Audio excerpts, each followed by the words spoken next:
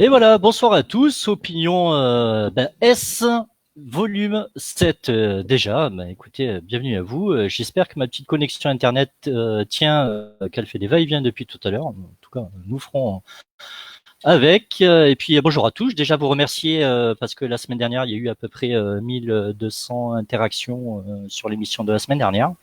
Ce qui est assez colossal. Je suis toujours extrêmement surpris avec mes invités de l'impact que ça a, et vraiment extrêmement fier que ça puisse vous plaisir. Évidemment, cette émission, c'est une émission de partage, c'est une émission d'échange, c'est une émission d'opinion. Où nous emmenons des points de vue à chaque fois sur une, deux à trois thématiques différentes. Les invités vous présentent de par leur pratique leur point de vue, leur opinion. Le but étant dans tout cela d'amener peut-être à une façon de voir un petit peu différente, sans avoir la prétention de le faire évidemment, mais d'agrandir un petit peu, comme on dit en PNL, votre carte du monde, peut-être ne serait-ce que suffisamment de changer un point de vue, des fois permet de pouvoir passer à autre chose et de prendre plaisir à le faire. Donc voilà, merci pour votre participation. C'est évidemment aussi grâce à vous, grâce à vos questions, grâce à vos échanges que vous savez sont la bienvenue. Et il y a aussi encore et toujours à disposition la possibilité d'intervenir au sein de l'émission. Ça, c'est à prévoir un petit peu avec moi quelques jours auparavant. Ceci dit, c'est avec grand plaisir et vous êtes évidemment la bienvenue. Concernant le sommaire de ce soir, donc, nous allons commencer par ce que j'essaie de faire depuis le début de l'émission, c'est-à-dire mettre de l'ordre dans mes idées, pour être sûr de ne pas oublier de ce que j'ai à vous dire. Voilà, j'ai mes invités derrière, je vous le dis, qui rigolent un petit peu en se moquant de moi. Mais voilà, c'est un peu le jeu, hein, c'est vrai. C'est finalement mettre de l'ordre dans ses idées, c'est pas si évident que ça. Ça demande quelque part tout un tas de stratégies, peut-être d'apprentissage, même si certains arrivent à le faire dans les contextes, ils sont un peu plus définis, un peu plus précis. Nous allons en parler de ça. Mes invités vont aussi vous présenter ce que Safer préconise, en tout cas pense de comment peut-être mettre de l'ordre dans ses idées. Il y aura plusieurs vidéos à l'intérieur de cette émission qui auront un thème, un rapport ou pas avec ce qui est venu. En tout cas, pour moi, ça y a une logique. Et ça permet des fois de pouvoir y amener une idée différente. Et le thème numéro 2, c'est bien sûr la récompense immédiate. Là aussi, c'est un vaste sujet. Je suis très curieux de voir et d'entendre ce que mes invités ont à dire. Et justement, quand on parle d'invités, comme à l'habitude, dans le petit déroulant en fait logiciel, c'est le premier qui apparaît. Et ce soir, c'est Monsieur Emmanuel Gérard Benrat. Et voilà, salut. Salut Manu, Bonsoir à bienvenue. tous. Bonsoir à tous. Mettre de l'ordre dans ses idées, voire contre-ordre. Et contre-ordre, voilà, ça commence. Les flèches sont lancées. Et Monsieur Robert Petitbon. Bonsoir Robert. Voilà, oui, bonsoir à vous deux. Mais voilà, j'étais impatient de vous retrouver. Là, ça devient une habitude, on va dire. Ça devient une habitude le jeudi Pour la soir. 7e fois, voilà. Eh bien, c'est bien, voilà, Ouais. présent. Voilà. Merci à vous deux, merci Robert, merci Manu, merci à vous tous. Bonsoir tout le monde, bonsoir Jeanne. Vous êtes déjà nombreux à être présents. N'oubliez pas que évidemment vos questions sont les bienvenues et n'oubliez pas que vous aussi pouvez participer à l'émission. Hein. Attention, donc ça serait vraiment avec grand plaisir. Voilà, donc nous commençons avec mettre de l'ordre dans ses idées et puis la petite vidéo. Commence à avoir un petit peu l'habitude évidemment à placer dans ma sélection. J'avais choisi ça. Alors Robert, je pense que tu en as entendu parler. Oui. C'est ce fameux film que j'adore de Disney Pixar qui s'appelle Vice Versa. Ah oui. Que je vous conseille fortement, si vous l'avez pas vu, de le regarder. C'est une métaphore de la construction du cerveau qui est juste absolument, en mon sens, en tout cas, extraordinaire. La manière dont ça a été imagé, c'est extrêmement touchant, ça parle à tout le monde. Et un petit extrait ici pour vous montrer que, oui, mettre de l'ordre dans ses idées, ça paraît simple, mais ça l'est pas.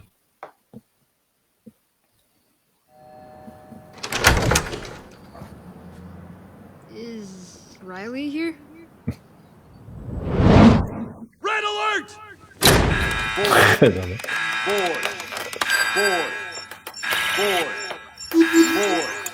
There's a boy in my house. I knew she was going skating, but I thought it was with her friends. Why is there a boy in my This house? isn't a date, is it?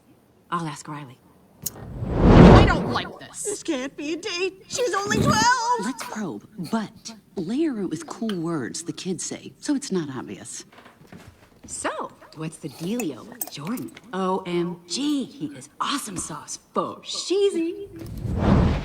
Did she just say Bo Sheezy? I don't understand. What's happening? Ugh, this is just embarrassing. I can't. I can't.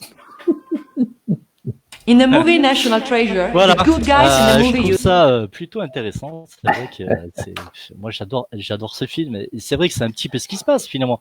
On a l'impression de juste de par le fait de dire des mots que c'est ça qui se passe, mais en fait c'est souvent, enfin en tout cas assez souvent, une résultante de négociations internes ou finalement des raccourcis. Et finalement, est-ce que le mot dit est bien celui qu'on représente, celui qu'on veut faire penser. Et voilà, ça va très très vite dans le cerveau et je trouve ça intéressant. Messieurs, voilà, encore évidemment à prendre en compte ou pas par rapport à cette vidéo. Et vous, alors, mettre de l'ordre dans ces idées, qui voudrait commencer alors, on commence par quoi? Allez, Robert. On commence Par par quoi ou quoi? par qui? Oh là.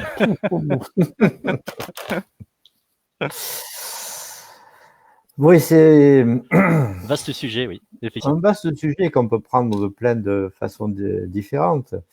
Déjà, une idée, qu'est-ce qu'une idée? Alors, si on va sur le plan de l'étymologie, idée, c'est en grec, c'est un nom qui a été composé sur le verbe voir, en fait. Hein. Ah. Et donc, l'idée, au départ, c'est quelque chose qui apparaît. C'est quelque chose qui a un aspect, qui a une forme extérieure, une forme distinctive, un caractère, une manière d'être. C'est ça l'idée au départ pour le grec.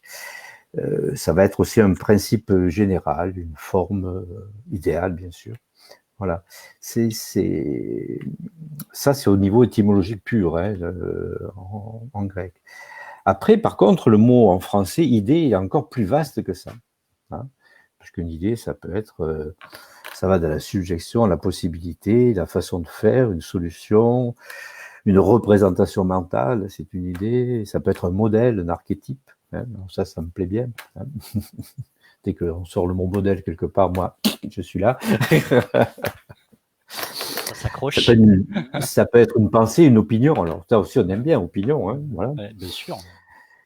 Donc, une disposition d'esprit, ça peut être aussi tout un système de pensée. Hein. Ça peut être une forme immuable d'une réalité perçue, une préoccupation aussi. Ça peut être des souvenirs. Hein, il m'est venu à l'idée. Ça peut être une invention, une esquisse. Un ouvrage peut achever l'idée de quelque chose. Hein. Une vision aussi.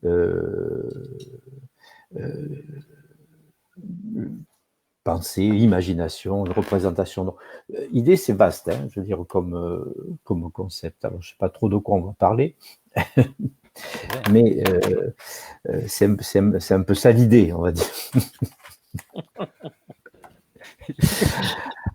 Alors, mettre de l'ordre là-dedans, ça va être déjà pas...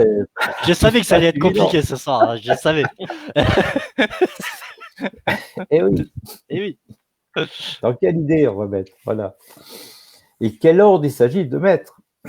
Ça aussi, c'est une vraie question. Hein, voilà. Donc, alors, bon, si on prend que l'idée, c'est peut-être notre représentation des choses, et que si on reprend un peu ce dont on a déjà parlé par rapport au confinement, etc., c'est vrai que ça a été une période où peut-être que certaines idées qu'on avait sur la vie, qu'on avait sur soi, qu'on avait sur les autres, qu'on avait sur les choses, sur les animaux, enfin je sais pas, sur la nature, etc., grâce ou à cause de ce confinement, j'allais dire au conditionnement.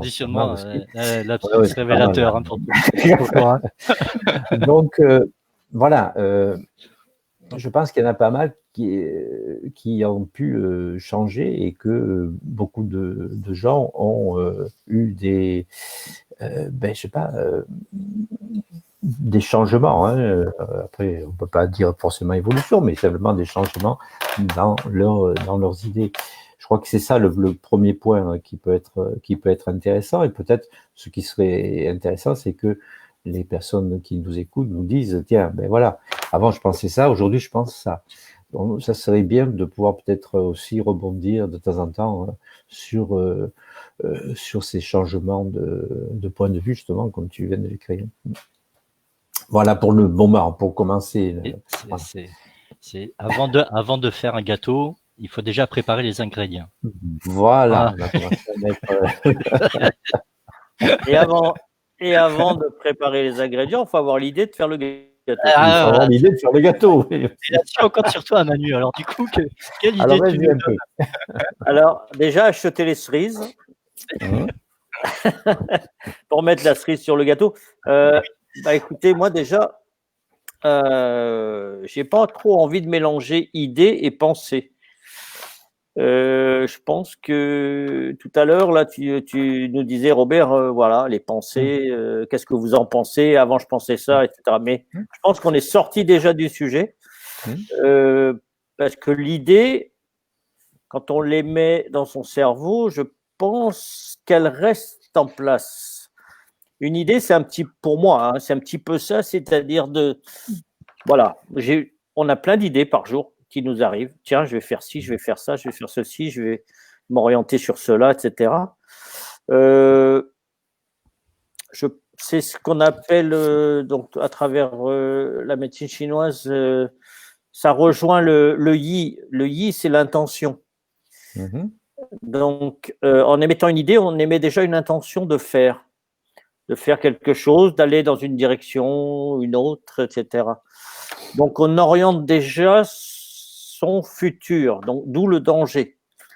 Ne pas perdre l'idée de vue, mais ne pas, j'ai envie de dire, ne pas se faire avoir non plus par ses idées.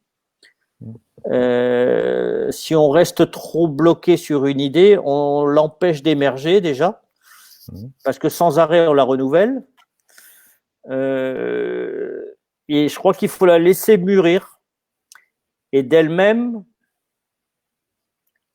nos idées vont laisser émerger une idée première, donc qui va être de premier ordre, j'ai envie de dire. De quel ordre? Mais de premier ordre, qui va se révéler peut-être plus opportune qu'une autre, ou pour améliorer sa vie, pour partager sa vie avec d'autres événements, quoi. Donc les idées ne manquent pas, mais attention que trop d'idées, est-ce qu'au bout de trop d'idées, si elles ne sont pas vraiment mises en place en ordre, on ne se perd pas un peu là-dedans? Je soulève la question. C'est une vraie question, les amis. Oui, et je suis en train d'essayer de rechercher, pour tout te dire, une précision là-dessus, et dès que je la trouve, je vous appelle. Ouais. Bon, si tu ne t'en rappelles pas, tu nous demandes, on te dira. Oui, tu sais que c'est ma spécialité de ne pas m'en rappeler. Moi, je commence à parler, après je m'oublie, tu vois. Donc... Non, voilà, parce que les idées, pour revenir justement dans le système du Tao, du bouddhisme, tout ça, à partir du moment où vous pratiquez de la méditation, les idées, on ne les regarde plus que comme un nuage. C'est-à-dire qu'on ne peut rien y faire. Dans l'instant présent, on ne peut rien y faire. Ça ne reste que une idée. Donc, la seule solution qu'on a, c'est de la laisser passer et vivre sa vie. Et ensuite, peut-être pas, une des idées qui est passée et qu'on a laissé passer va ressurgir, et à ce moment-là, on va s'engager dans un certain chemin, peu importe lequel.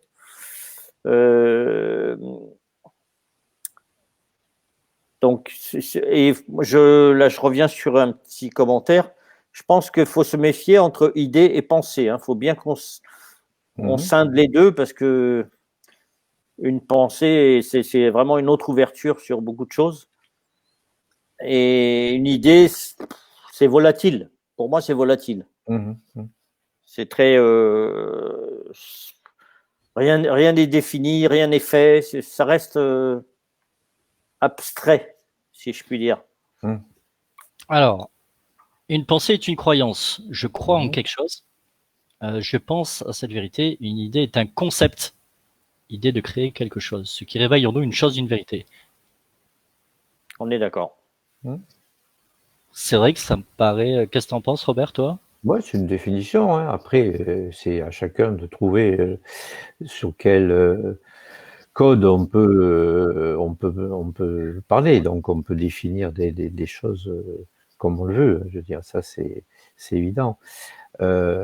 Après, ce qu'on peut se demander, si, et là je vais rejoindre Emmanuel, si les idées viennent de nous ou si elles passent à travers nous ou si elles viennent d'autres personnes ou d'autres entités ou d'autres ce que tu veux. Je veux dire, après un peu tout est. Moi, je suis open. Hein, je veux dire, j'ai pas de limite par rapport à ça. Donc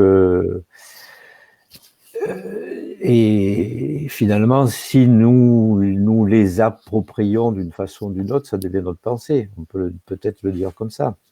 Je sais pas. Ouais, je sais pas. J'hésiterais, mais je dirais que une idée, on l'a tous constaté, je pense, c'est que si on la remet, si elle ne s'accroche pas à nous, si elle ne revient pas à nous, on aurait, je pense, assez vite fait de l'oublier. Oui, il est dit, tu as une idée fixe. Tu vois, c'est comme presque un objectif. Voilà. Tu vois. Exactement. Oui, mais est-ce que c'est l'idée qui s'accroche à nous ou nous qui nous accrochons à l'idée? On va savoir ça. Ça dépend. On en parle, on a 1 heure. 1 heure. Oui, oui. Mais oui, tu as raison, mais à la base, c'est nous qui émettons l'idée. Ah, je sais pas. Ah ben oui. Est-ce que c'est pas quelque chose qui peut passer comme ça? Je veux dire, tiens. Pour moi, une idée qui vient de quelqu'un d'autre, on peut dire c'est une bonne idée, on peut pas dire qu'elle nous appartient, puisque c'est quelqu'un d'autre qui l'a émise. Même si ça nous est adressé, mais elle ne nous appartient pas encore. Il faut se faire à l'idée qu'on vient de nous donner. Mais moi, j'ai envie de dire que tant que c'est pas notre idée, elle vient de quelqu'un d'autre, elle appartient à l'autre. Alors, on peut s'approprier une idée. On peut, voilà.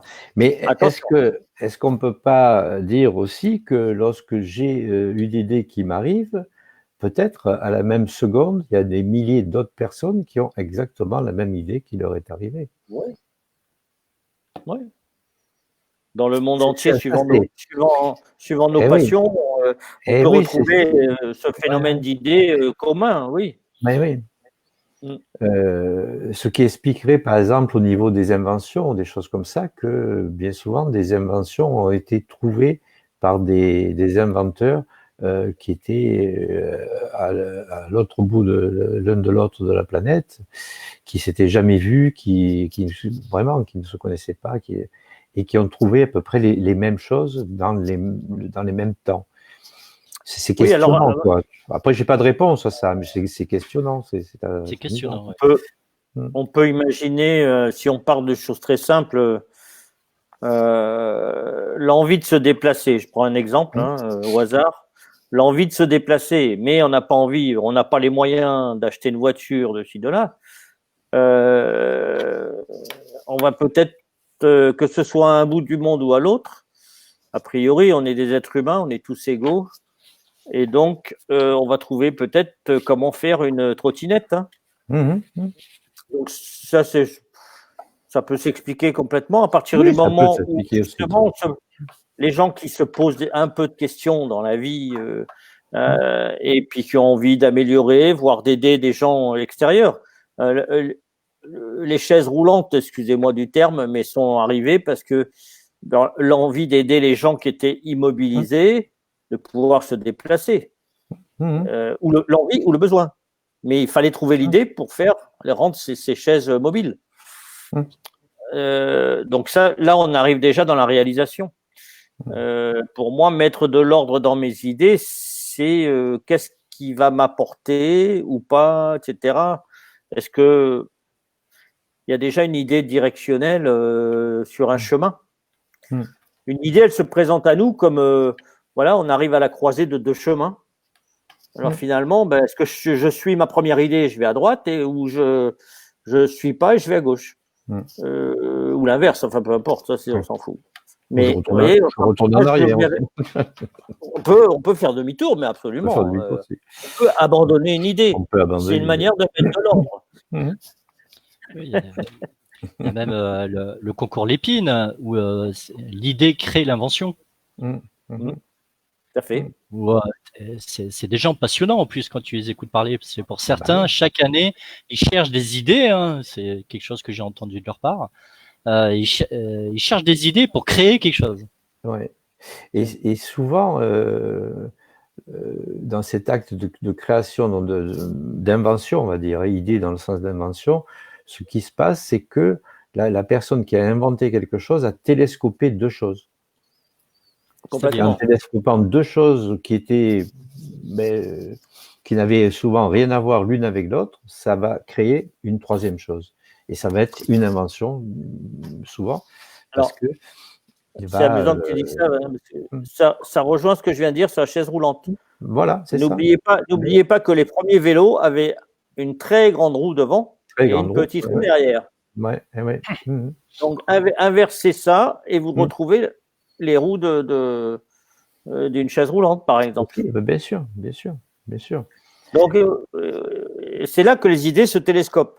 Mais on est déjà dans la réalisation. On n'est pas dans la mise en ordre. Voilà, à mon avis. Oui, là, on n'est pas dans la mise en ordre. Non, là, on disserte simplement sur l'idée. Qu'est-ce qu'une idée et quoi. Ce qui est aussi amusant, c'est de se rendre compte que au niveau idée, donc dans le sens d'invention, lorsqu'on invente quelque chose, bien souvent, on ne va pas partir d'une page blanche quand même. Et une invention va pas forcément tout remettre en question. Alors, par exemple, j'en veux pour preuve, aujourd'hui, on fait rouler des TGV à 400 ou 500 km/h, je ne sais pas combien, sur des rails dont la largeur est... vous savez à quoi elle correspond, cette largeur de rail? Non, aucune idée.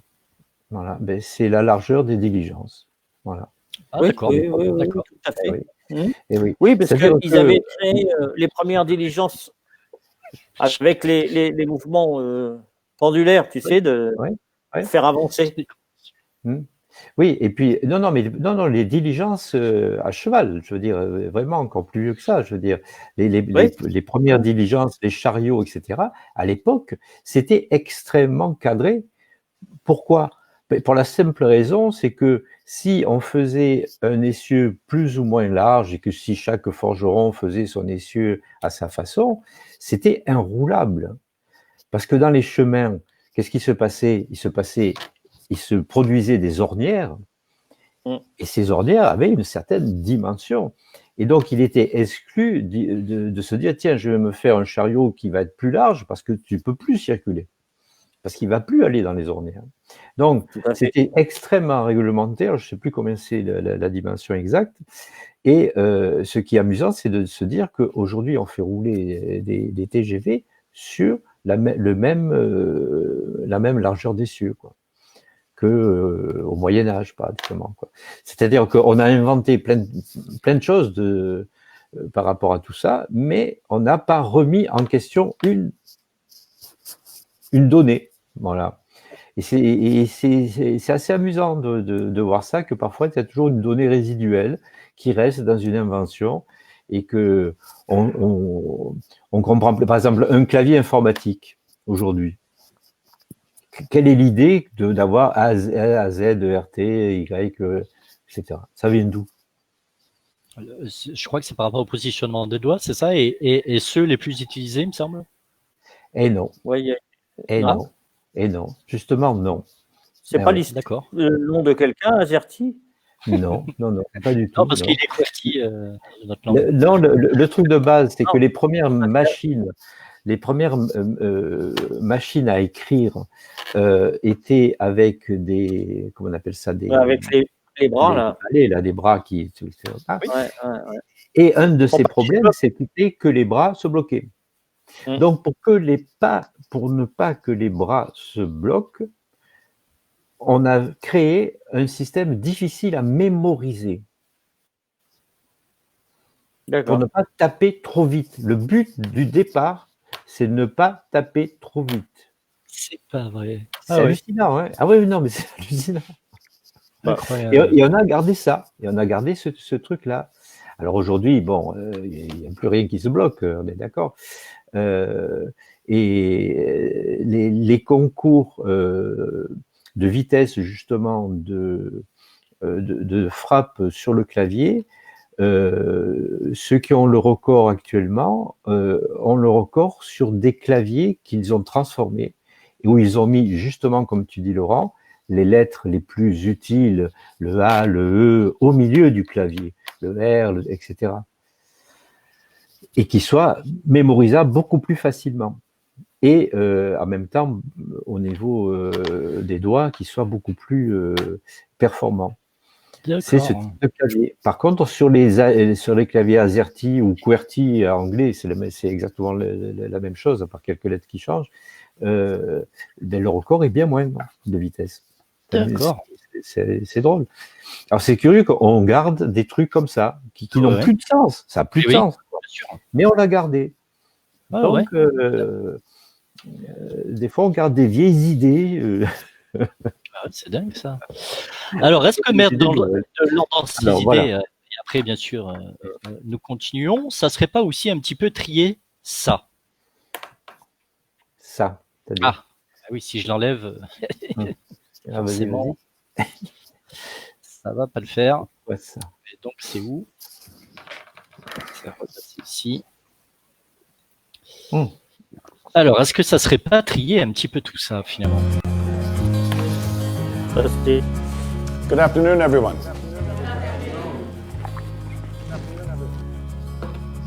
Ah oui. We all have this one life to live. A fleeting shadow amongst all that exists in this vast universe. We have the ability to accomplish anything, truly anything, if we use our time wisely.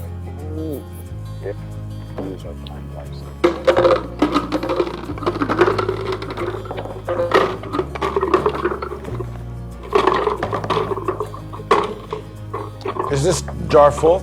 Yes. Is this jar full?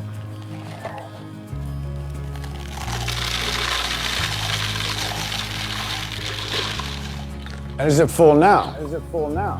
Is it full now? Alors, est-ce que c'est plein là? Non.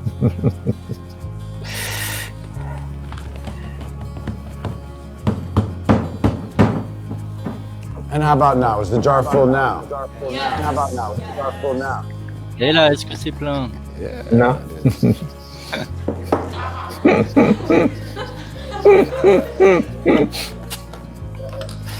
Alors, Corona, Corona, gars. Faut y aller quand même. Faut quand même tomber dedans. Il y en avait de la bière. Hein.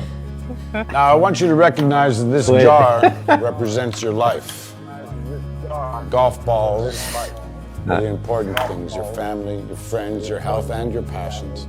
The pebbles are the other important things, your car, your job, your home. The sand is everything else, it's just the small stuff. Now, if you put the sand in the jar first, you won't have room for the pebbles or the golf balls. The same is true in life. If you spend all your energy and your time on the small stuff, you won't have time for all the really important things that matter to you. Pay attention to the things that are critical to your happiness. Take care of the golf balls first, the really important things. Set your priorities, because everything else is just sand. Professor, what does the beer represent? I'm glad you asked. It goes to show that no matter how full your life may seem to be, there's always room for a couple of beers with a friend. Alors, je pense que personne n'a vu, peut-être sur des formes différentes. C'est vrai. Est-ce que mettre de l'ordre dans ses idées, c'est pas une gestion de priorité? Question, hein. C'est une question. C'est vrai que souvent, ça peut arriver. Moi, le premier, par exemple, voilà, c'est noter. Donc, je note pour effectivement avoir une trame, pour que ça soit un petit peu plus clair. Après, pour barrer ce qui a été dit, pour souligner ce qui est encore à dire. Alors, mettre de l'ordre dans ses idées, est-ce que c'est peut-être mettre de l'ordre dans les priorités qui peuvent être nos croyances ou nos valeurs, et peut-être de mettre un petit peu de côté sur ce qu'il y a un peu moins, c'est-à-dire peut-être les comportements. Quel est votre avis là-dessus, et est-ce que vous avez une opinion ou un avis dessus, en fait? Je pense que le confinement a permis de mettre pas mal d'ordre dans ses idées. Parce que nos idées, finalement, elles touchent nos idées qui peuvent nous intéresser. Mais ça a peut-être permis aussi de voir où étaient nos priorités, où étaient justement, je pense au petit film, nos excès. Trop de petites envies de droite et de gauche. Et je crois que ça peut être intéressant. Ceux qui aiment la bière n'ont pas manqué de bière, maintenant ils ont manqué d'amis. Ça dépend. Ça dépend de comment on voit les choses et qu'elles deviennent nos priorités au bout de quelques jours de solitude pour ceux qui étaient seuls. Hein. C'est vrai que si on n'est pas seul, on se retrouve avec certaines obligations, donc il faut avoir des idées pour ne pas trop s'ennuyer, pour pas s'embêter l'un l'autre, pour essayer d'occuper l'espace et le temps. L'espace et le temps sont finalement pas embêtants quand on est seul. On peut remettre, on peut faire à l'excès, pas faire du tout. Ne rien faire, c'est vachement bien. Donc pour toi, en fait, mettre de l'ordre dans ses idées, ça passe aussi par un des principes contextuels qui serait l'introspection. Oui. Et de prendre des moments pour soi. Ah oui. Ne rien faire et se poser et regarder, observer un peu sa vie, ses envies, ses idées. Et puis analyser comment on a vécu ça avant. Quand on était, moi je pense avant, il y a eu quand même pas mal d'excès dans tout genre pour tout le monde. Hein. Donc là, on s'est posé. Donc forcément, peut-être que les idées les plus importantes ont émergé en se disant oui, finalement, au lieu d'aller boire 3 cafés, j'irai en boire plus qu'un, mais je vais penser à moi un peu plus. Ou, enfin, toi, bon, il y a plein de raisons. Il peut y avoir plein de raisons. Je n'affirme rien plus que les autres. Hein. Évidemment. Et pour toi, ça passe par l'introspection, c'est-à-dire à y mettre du jeu à l'intérieur pour pouvoir mieux trier et mettre un peu plus de clarté dans ses idées. Ça dépend du jeu. Il y en a qui vont jouer avec, il y en a qui vont faire que le jeu. Bien sûr. Ouais, non, mais c'est sûr, l'introspection est importante. Maintenant, il ne faut pas qu'elle soit envahissante. D'accord. C'est-à-dire que pour moi, il y a un moment donné, il faut oublier les idées, se recentrer sur soi, mais sans les idées. Elles vont revenir. Faut pas. Ça, c'est pour moi, ça c'est une évidence. À moins qu'on soit vraiment ultra passif. Ok. Avant de donner la parole à Robert, évidemment, comment tu pourrais définir, et je sais que c'est pas forcément facile, une pensée envahissante, si tu veux, pour que les personnes qui nous écoutent et nous regardent puissent peut-être dire que ça, effectivement, ça serait plus une pensée envahissante plutôt qu'une pensée constructive. Et peut-être ainsi l'aider à trier à un moment donné. C'est une question difficile, hein, je le sais, mais je rebondis parce qu'effectivement, à juste titre, tu viens d'évoquer le fait qu'une pensée envahissante doit passer, hein, en fait, doit circuler. Et finalement, comment arriver à définir, tu vois, dans notre tête, tiens, ça c'est une pensée envahissante, et ça c'est une pensée qui peut-être sera constructive ou pas, d'ailleurs, mais en tout cas pas envahissante. Il me semble qu'une pensée envahissante, ça va être celle qui nous arrive dans la pensée quand il faut pas. C'est-à-dire, on est en train de faire quelque chose et on a cette pensée qui arrive. On est en train de faire autre chose, cette pensée arrive à nouveau. Et là, il faut peut-être se poser la question du pourquoi elle est envahissante, de manière à soit, évidemment, la comprendre et l'éradiquer, soit la comprendre et donc faire ce qu'il faut pour la mettre en place éventuellement. Et je pense qu'à partir du moment où on va l'accepter, elle ne deviendra plus envahissante. Il y a une histoire aussi d'acceptation par rapport. Des fois, il suffit quelqu'un qui nous envahit. Il suffit des fois de dire 3 mots et puis la personne comprend et à ce moment-là, on peut. Ouais, mais une idée, ça peut être pareil. Hein, ça peut être très très très envahissant. Alors soit on se met dessus et on fait en sorte soit on la rejette complètement et on essaye de l'oublier. Alors c'est un peu plus difficile, je pense. Ce qui passe par l'acceptation est souvent plus facile. Laisser faire, ne pas lutter. Si on se met en dualité avec cette idée, alors là, à la moindre occasion, elle revient. Merci Manu pour la précision. Robert. Oui, mais je repartirai un peu sur d'abord qu'est-ce que ça signifie mettre de l'ordre. Si on met de l'ordre, ça suppose qu'il y a un ordre qui existe quelque part. C'est pas faux. Ouais. Et, oui, mais alors c'est l'ordre de qui, de quoi et si mes idées étaient ordonnées, elles étaient ordonnées, ben c'est justement peut-être ce que le petit film indique, selon certains critères. Hein. Donc là, on va retrouver évidemment les critères et aussi vers quels. Donc, s'ils ont des critères, et ces idées ont aussi des objectifs. Hein. Alors, par contre, on peut se questionner sur le fait qu'elles soient ordonnées, en fait, ces idées, en fait, c'est un plus ou c'est un moins? Est-ce que ça apporte vraiment quelque chose que nos idées soient ordonnées ou pas? Hein, j'ai pas de réponse, hein, je veux dire, c'est des petites questions oui. Que je me suis posées en réfléchissant un peu à ça.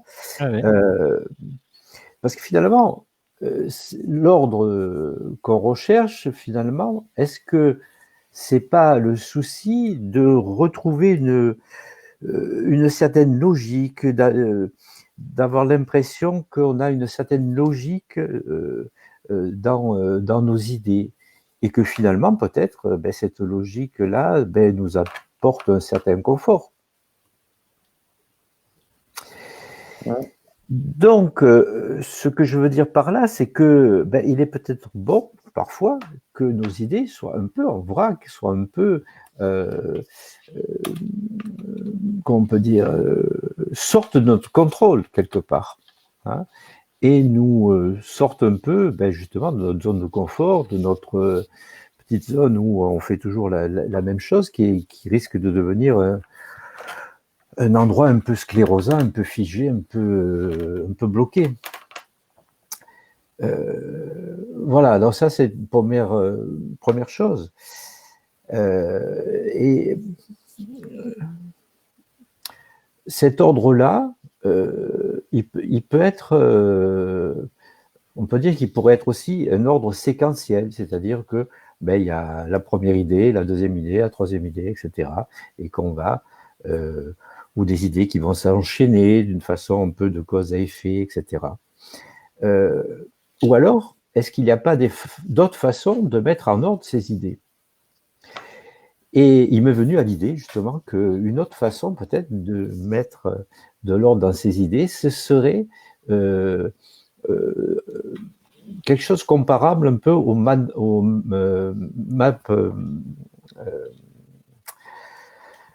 mapping, j'arrive pas à trouver mind mapping, hein, qu'on appelle aussi carte heuristique en français, ou carte cognitive, ou carte mentale, carte des idées aussi, ça s'appelle.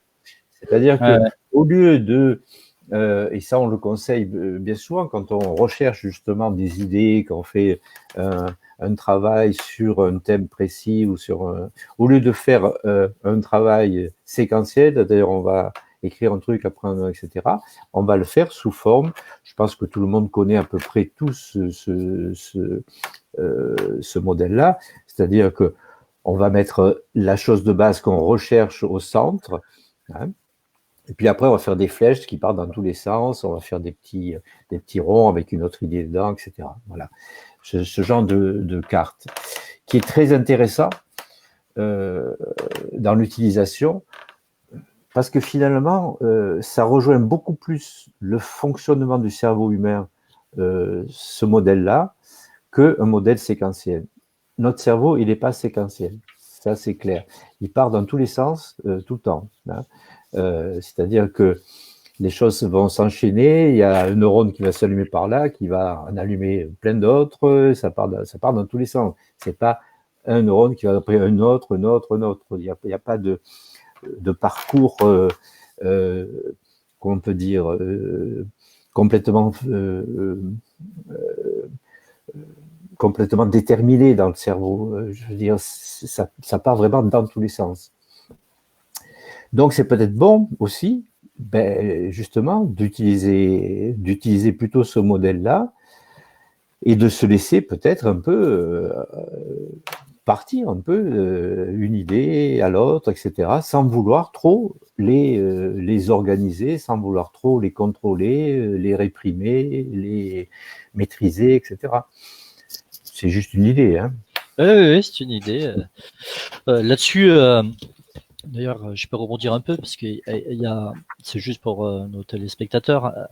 J'ai été voir plusieurs sites aussi hier et j'en ai profité pour noter 2-3 choses et notamment qui sont conjointes par rapport à ce que vous apportez tous les deux. Parce que finalement, c'est toujours un peu ça, même si c'est pas ça, mais ça donne une base de départ pour revenir aux thématiques de base, hein, qui est de mettre de l'ordre dans ses idées. Alors très souvent, le carnet, le stylo, le smartphone peut être utilisé. Le map mapping, je suis assez d'accord parce que justement, ça représente un petit peu de notre cerveau, comme il fonctionne de par les liens, hein. Si vous allez regarder sur Internet, c'est super bien fait. Et ça se fait à titre informatif de plus en plus dans l'entreprise pour justement générer des idées nouvelles. Voilà. Et donc des pensées nouvelles. Après, dans la communication, évidemment, les menteurs et responsables de communication poser des questions pour vérifier aussi, se poser des questions à soi-même. Hein, c'est pas forcément à l'autre aussi pour vérifier sa propre information. Si besoin de le clarifier. Dans la métaphore, pour construire une maison, il est nécessaire d'établir le plan. Hein. C'est un petit peu tout à l'heure au début de l'émission quand je disais il faut les ingrédients pour faire le gâteau. Oui, forcément, c'est-à-dire qu'il faut commencer par une base et peut-être ce qui est important et un petit peu là-dedans pour vous rejoindre là-dessus en mettant quelque chose un peu différent. J'aimerais parler aussi d'émotions dans les idées parce qu'il y a effectivement alors d'émotions, de ressentis. Dans les idées, dans les pensées, il y a des émotions aussi, qui sont plus ou moins agréables liées aux pensées. Voilà. Et là-dedans, c'est vrai que c'est plutôt intéressant d'être peut-être juste observateur, que un mot, une phrase peut aussi à soi-même lier des émotions. Voilà. Et dans ces émotions, finalement, qu'est-ce qui est important pour vous? Et c'est vrai que là, l'introspection est importante et c'est de se dire est-ce que c'est cette émotion-là que je veux refléter de moi, est-ce que c'est cette émotion-là que je vais émettre de moi, et peut-être à ce moment-là que la pensée devient différente quand aussi l'émotion interne change, varie, s'estompe, s'adoucit, ou au contraire prend des dynamiques de hauteur, quoi. Voilà, c'est un peu une observation de soi. Je vais mettre encore une petite vidéo et puis après évidemment on continue. Encore avec un autre extrait de Vice Versa, parce que voilà. Parce que quand c'est bien, ben c'est bien.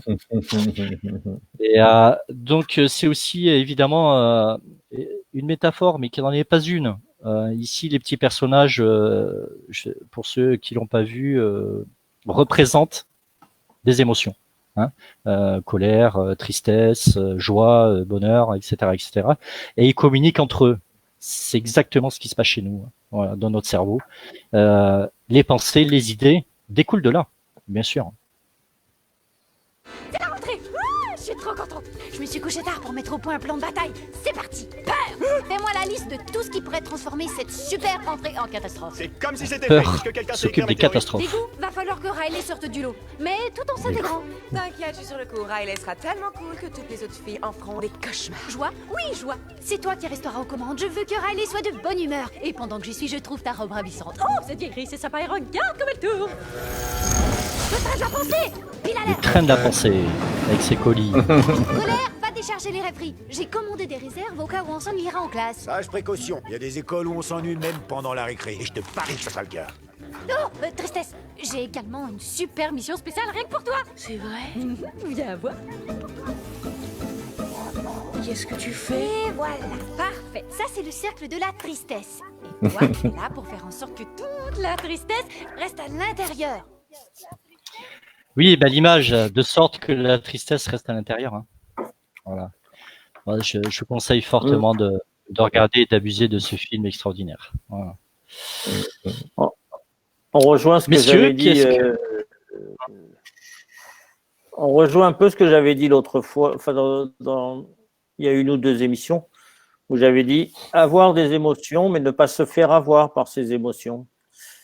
Et pour répondre à Isa, par exemple, j'ai envie de dire l'idée n'est pas bonne, mais on ne le sait qu'une fois qu'on la réalise. Tant que ça reste une idée, après tout, bonne ou pas bonne, c'est pas, il n'y a aucune importance. Mais une fois qu'on la réalise, on la trouve bonne, on la trouve pas bonne, mais on peut s'arrêter, on peut revenir en arrière. Reculer, ça n'a jamais été une faiblesse, c'est plutôt une force même, plutôt que de s'entêter dans une idée. Là, je trouve que c'est mettre de l'ordre dans ses idées, parce qu'on est dedans, on est en train de faire, de mettre en pratique ou de fabriquer ou quelque chose, une idée, puis bon, accepter qu'on peut faire fausse route. Et à ce moment-là, donc on s'est fait avoir par une certaine émotion, une certaine excitation, pour rejoindre Laurent et le petit film. Et puis finalement, on se rend compte que on se trompe. Alors, ne pas hésiter à faire marche arrière. C'est là que moi, j'ai un outil fabuleux qui est la méditation, parce que ça permet vraiment de se poser.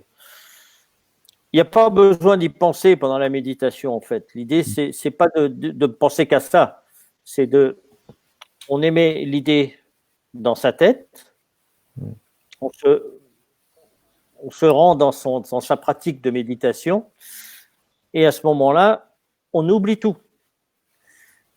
Et ça va venir tout seul. C'est comme on peut le faire aussi le soir, c'est avoir une idée, dire mince, j'ai commencé quelque chose, etc. Est-ce que c'est bien, pas bien, pas bien?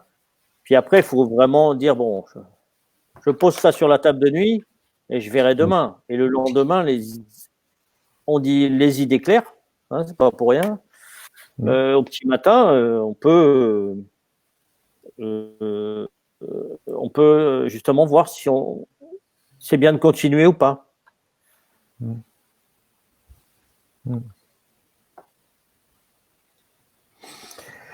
Robert? Oui, ce que je disais tout à l'heure, c'est que si justement on se laisse un peu aller dans les idées, justement, ça peut nous sortir, comme tu disais, Laurent, de notre façon habituelle de raisonner, de ressentir, d'agir, etc. Je veux dire, ça peut apporter quelque chose. Pour répondre un petit peu, oui, avec ces idées, ne sont pas forcément bonnes, etc. Bon, moi, mauvais, je sais pas trop ce que ça veut dire. Par contre, il peut être intéressant de creuser une idée. même si elle paraît bizarre, débile, tout ce qu'on veut, une idée est arrivée et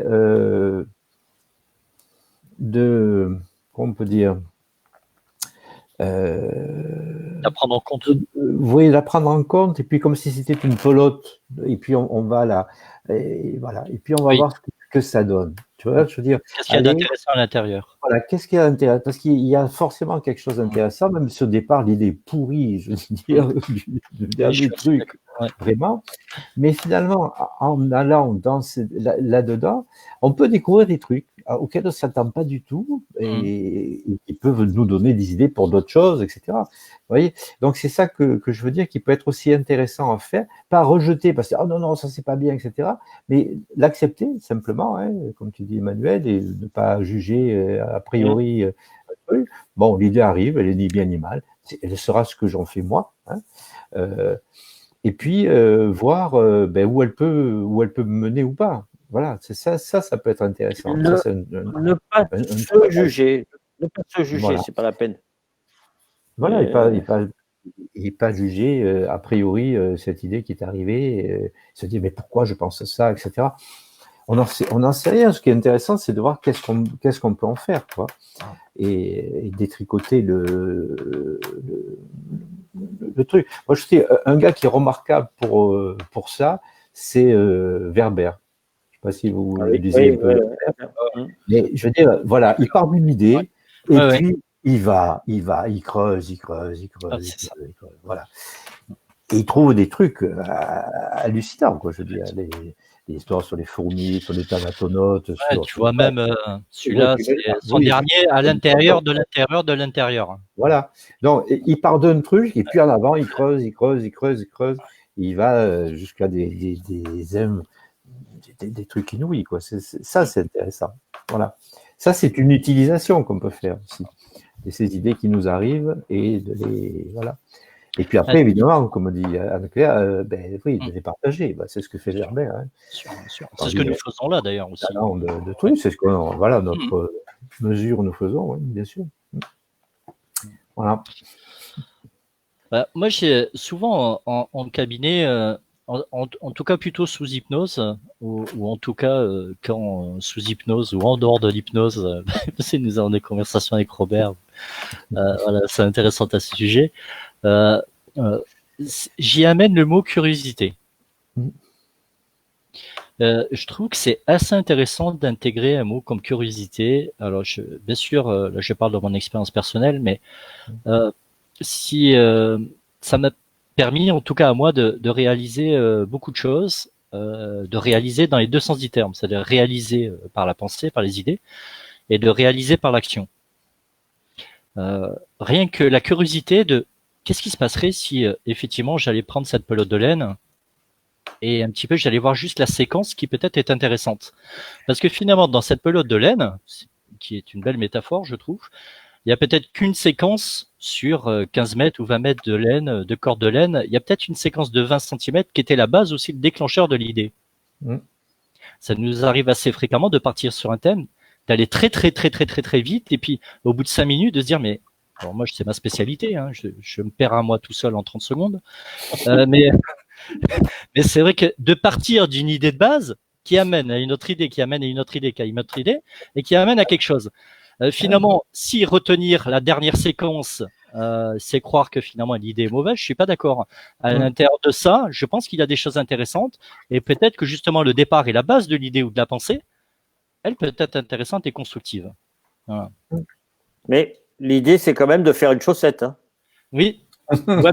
Avec la pelote. Avec la pelote. Un plateau innovation, Gérard. Bah oui, pourquoi pas, bien sûr. Oui. C'est comme la séquence ADN, hein, finalement, même au plus profond de nous. Et il y a vraiment des séquences ADN qui sont utiles pour notre corps et des séquences ADN qui sont pas utilisées du tout. Je crois que, si je dis pas de bêtises, c'est plus de 80 ou 90%. Même. Oui, c'est énorme. C'est assez colossal. C'est-à-dire qu'il y a 80-90% des informations au sein de chaque cellule, alors qui est inutile. ou pas, C'est sûr. parce qu'on ne sait pas trop, hein, mais bon, a priori, ça serait plutôt inutile par rapport à l'avancée de la science à aujourd'hui, évidemment, sous toute réserve. Mais une pensée, c'est finalement aussi un peu ça, hein, quelque part. Ouais. Ben, c'est ce que, au niveau de l'ADN, la génétique, oui, c'est ce que les scientifiques, jusqu'à une vingtaine d'années, appelaient junk ADN, hein, l'ADN poubelle. C'est-à-dire, Oui. ils appelaient C'est ça. gentiment ça l'ADN poubelle parce qu'on ne savait pas à quoi ça servait. C'est ça. Voilà, Mm. tout simplement. Alors qu'aujourd'hui, je veux dire, d'après d'autres observations, certains se sont aperçus que ils avaient un rôle très très important et que cet ADN poubelle, justement, on pouvait la reprogrammer. Ouais, Et avec absolument. quoi on l'a reprogrammée? Avec nos pensées. Ouais. Donc ça devient vachement intéressant. Ça devient super intéressant. Ouais, Manu, est-ce alors- que tu veux rebondir sur Isa Ouais. Le mot Oui, je vais rebondir sur Isa, mais juste avant, pour revenir sur votre ADN, là, Oui. on s'est quand même rendu compte avec les essais, les études, etc., que les gens qui méditent beaucoup ont une capacité, alors sans émettre d'idées ou de pensées, à faire en sorte que le corps régénère leur ADN de manière beaucoup plus puissante que une personne lambda qui pratiquerait pas du tout. On sait qu'il y a déjà des différences très très importantes et conséquentes au bout de quelques semaines de pratique, hein. Mais pour les grands pratiquants, il y a vraiment là il y a un gros travail qui se fait de manière interne et seul, il n'y a pas d'intervention, hein. C'est juste parce qu'on laisse aussi le corps travailler, bouger, vivre à l'intérieur.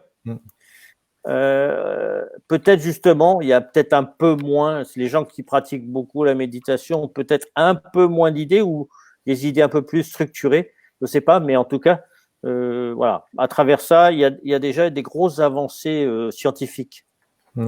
Et donc, pourquoi avoir une idée? Est-ce que c'est parce qu'il nous manque quelque chose? Très bonne question de Lisa, ouais. Oui. Ça, c'est chacun qui peut répondre. Est-ce qu'il nous manque quelque chose? Je pense que dans le monde moderne, il manque, pour beaucoup de personnes, il manque toujours ce qu'on n'a pas. Ou alors, il va manquer, on va se donner des excuses. Dire, tiens, ça, je peux pas. J'ai bien l'idée, mais ça, je peux pas parce que telle et telle raison. Il me manque ça. J'ai pas ça pour le faire. J'ai pas. Alors, ça peut aller de la simple compétence, mais aussi la paresse d'apprendre. Donc, ça devient une raison de dire, il me manque quelque chose. Alors, je vais pas réaliser mon idée. Maintenant, si on est honnête avec soi-même, c'est vrai qu'il y a énormément d'idées, comme tu disais Robert, junkie. On peut mettre direct à la poubelle, hein. Oui. Qui sont voilà, des idées un peu, attention, je dis un gros mot, farfelues. Oula, t'es lâché là. Oui, t'as bien fait de dire attention. Et je savais que Lolo t'allait rebondir, donc je te laisse la parole. Ah ben écoute, tu sais, moi je crois que tout est là. Regarde, la prochaine vidéo, regarde, regarde, c'est tout simple. Regarde, tu vois, la prochaine vidéo, c'est ça. Regarde. Et je ne le savais pas. Exactement. Il n'y a pas de hasard.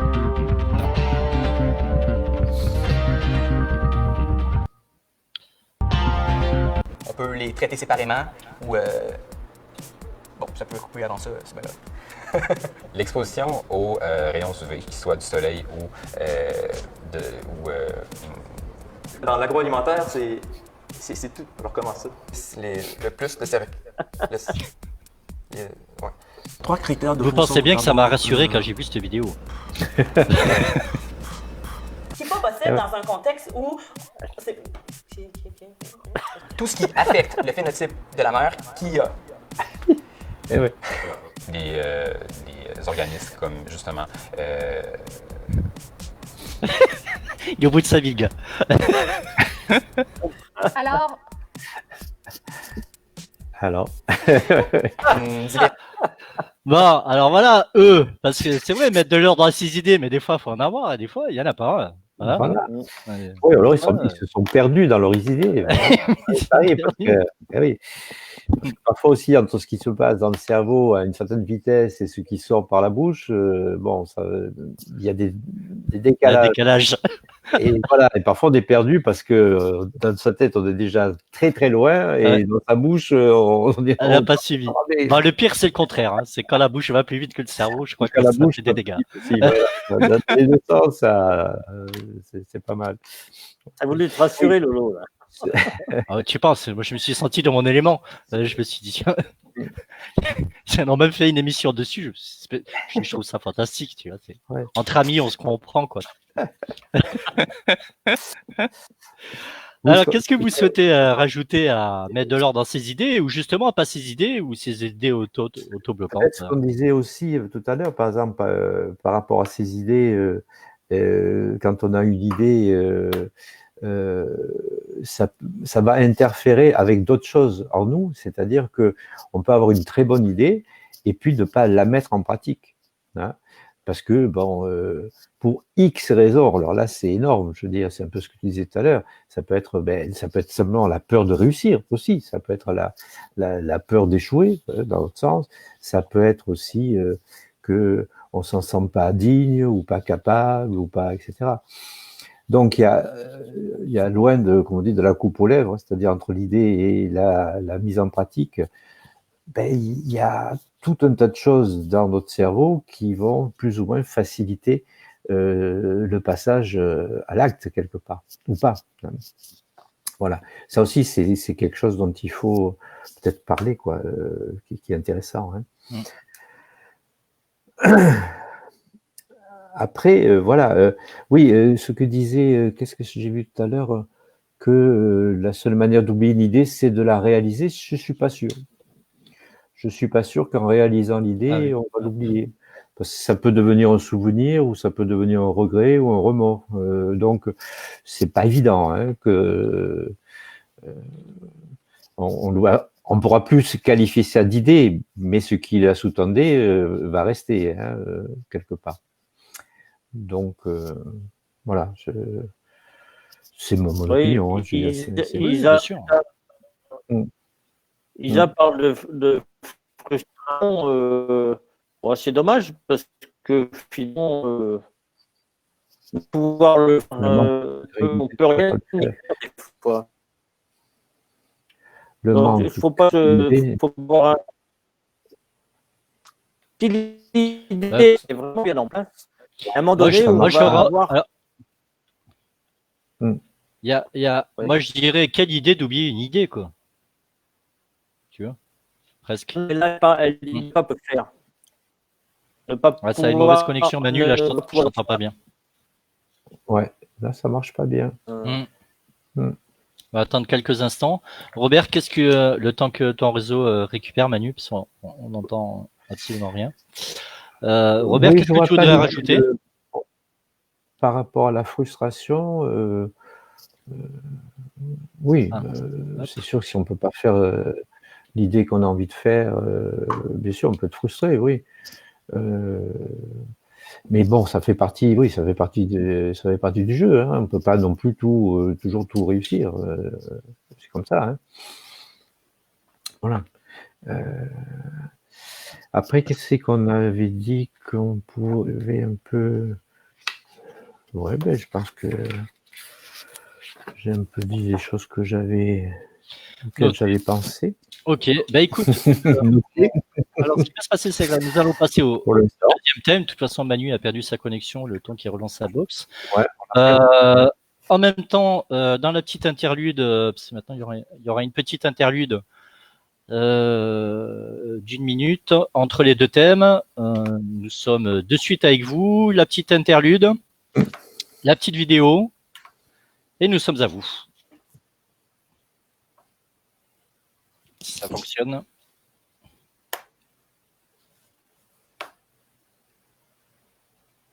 La musique, hein. Voilà. Déjà déjà un début, mais pour le reste, j'ai pas l'impression que ça passe. Ça passe pas.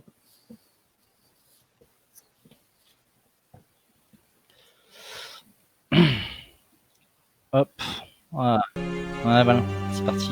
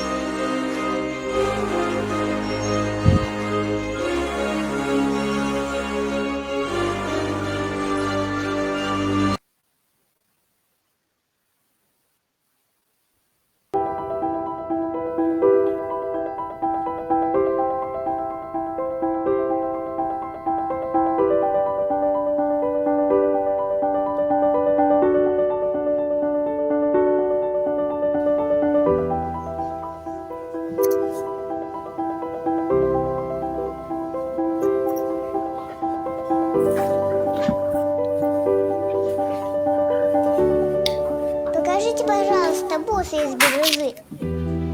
Это для моей сестры. Вы можете красиво завернуть их? А у тебя денежка есть?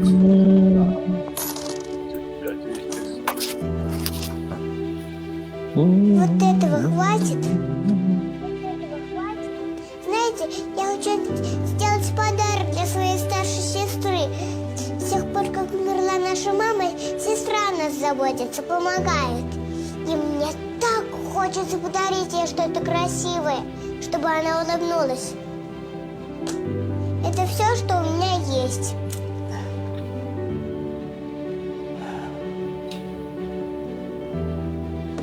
Держи. Только неси аккуратнее.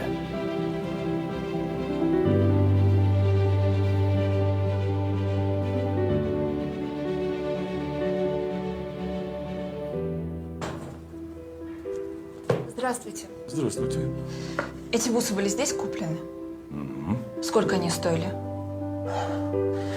Ну, любое изделие в моем магазине – это договор между мной и клиентом. Ну, у моей сестры было только несколько монет. Это же бусы из настоящей бирюзы. Это нам не по карману. Она заплатила самую высокую цену. Больше, чем мог заплатить любой взрослый. Она отдала все, что имела. Отдала все, что имела. Она хотела, чтобы вы улыбнулись. Она хотела, чтобы вы улыбнулись.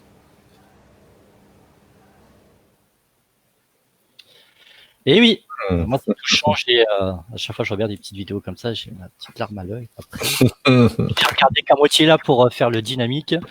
Et puis en même temps, je me suis dit qu'une interlude c'est intéressant. Parce que évidemment le thème 2 c'est quoi? C'est la récompense immédiate. Et l'interlude c'était donner du temps aussi, peut-être à pas avoir une récompense immédiate dans la réponse et dans la continuité. Et que je pense qu'il est intéressant de pouvoir aborder peut-être ces façons de penser. Qui veut commencer la récompense immédiate? Ou est-ce que vous voulez que je vous mette une petite vidéo d'intro? Mais je t'en prie, Lolo. Petite vidéo, ouais. Une petite vidéo d'intro. Marshmallow, tu vas nous mettre? Qu'est-ce qu'on peut mettre? Alors, moi, j'ai grand envie de vous parler du Guerrier Pacifique. Je ne sais pas si vous avez vu ce film, qui est juste extraordinaire, qui est, en mon sens, une petite leçon de vie. Manu, ça va te parler particulièrement, parce qu'évidemment, dans ta pratique, c'est quelque chose qui, je pense, en tout cas, je peux me tromper, mais je ne pense pas assez recherché. Et Robert aussi, parce que c'est ce que nous appelons, nous, un petit peu des ruptures de schéma. Et puis aller un petit peu à l'intérieur de nos ressentis, en tout cas dans la PNL. Donc c'est le thème 2, récompense immédiate. Évidemment, la vidéo que je vous fais part est tout le contraire.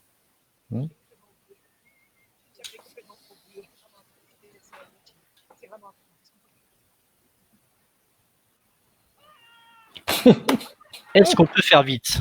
Bien sûr.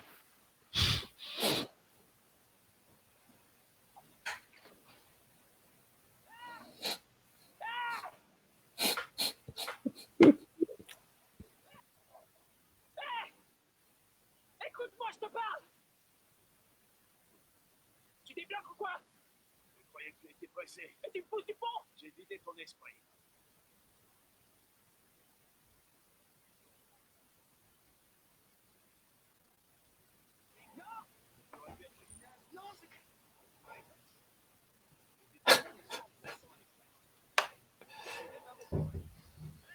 Ah.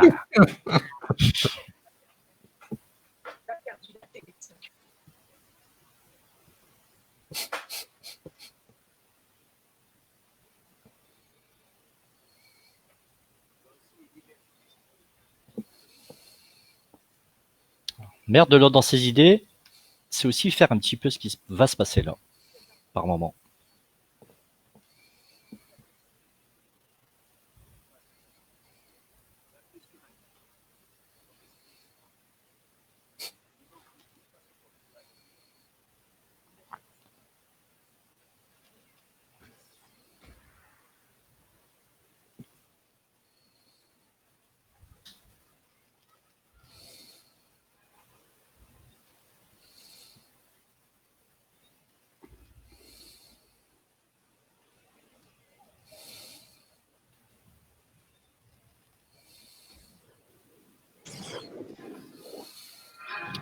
Juste là, il se passe tout ça.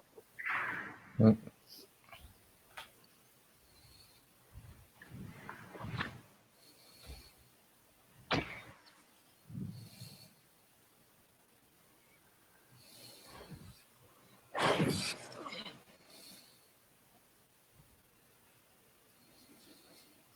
se passe toujours quelque chose.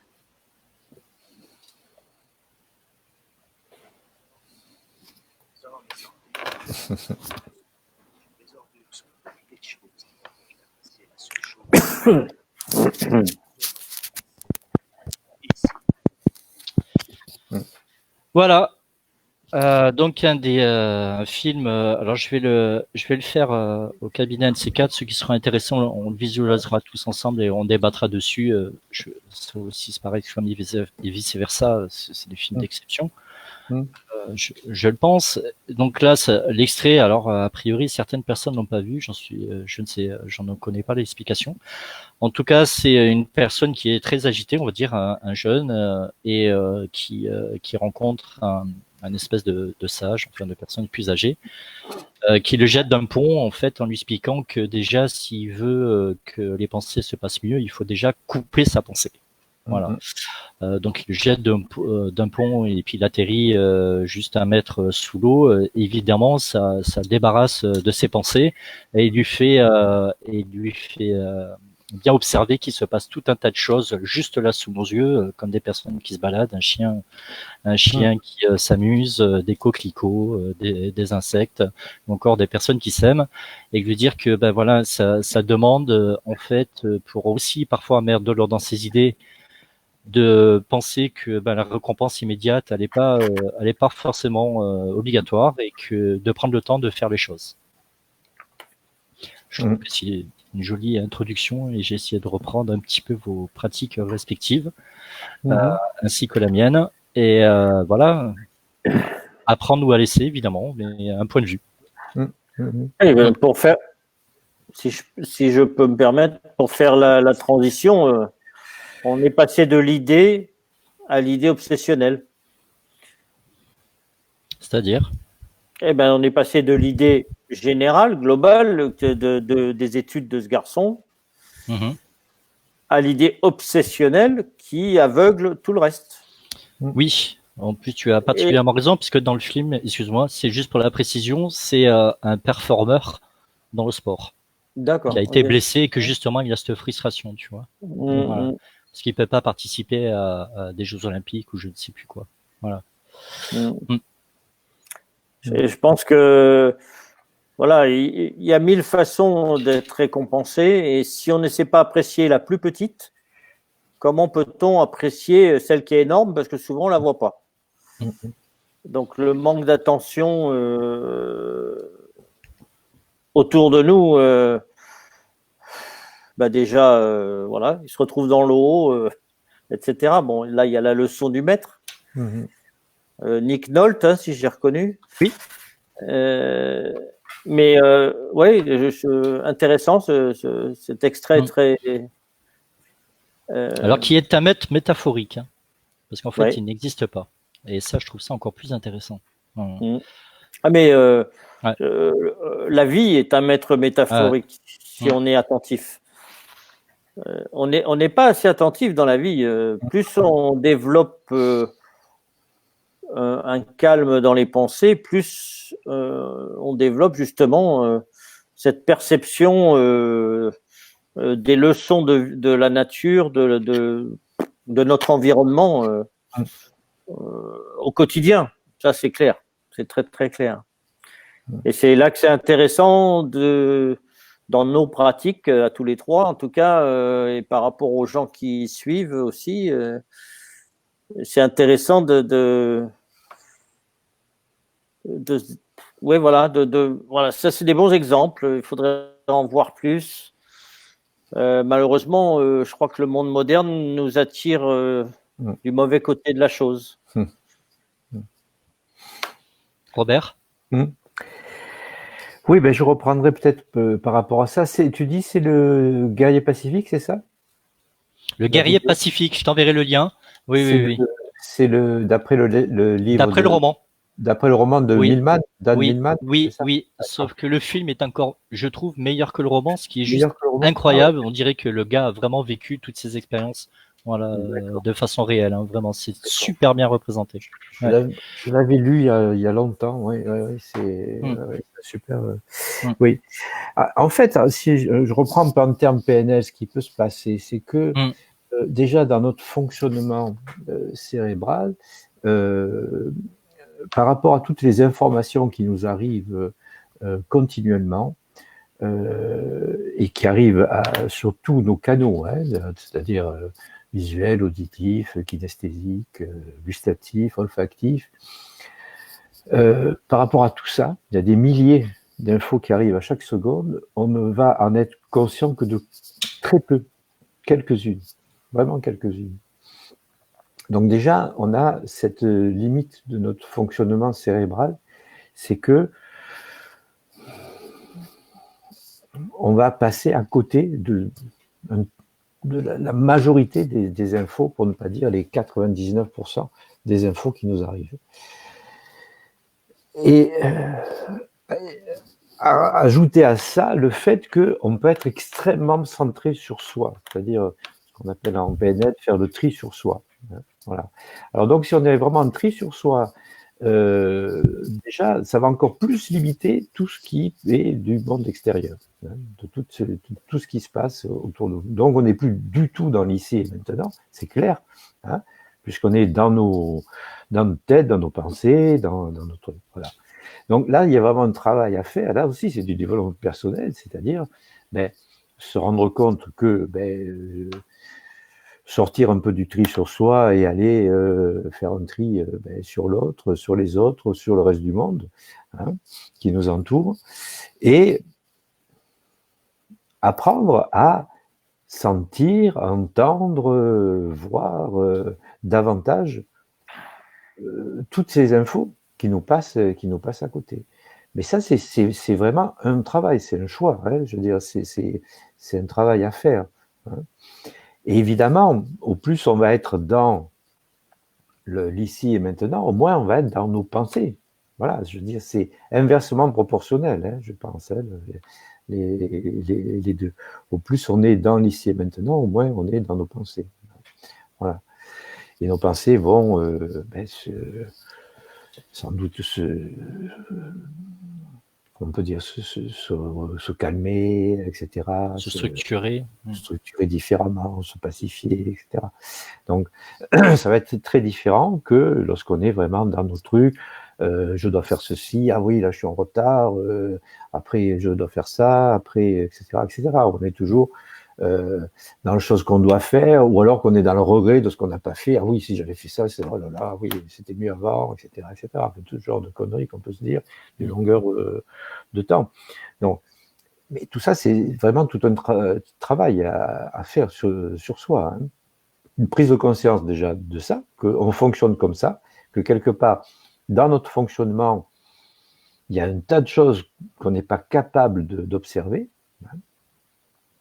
Et donc, s'entraîner justement à observer des détails, observer, comme dans le film, petite coccinelle, etc. Je veux dire, ou alors des trucs immenses qui nous entourent et qu'on a absolument perdu de vue que, je sais pas, la nuit, un sol étoilé, etc. Moi, ça m'extasie chaque fois que je vois un sol étoilé. Je veux dire, donc voilà, s'extasier de ce genre de choses, c'est fantastique.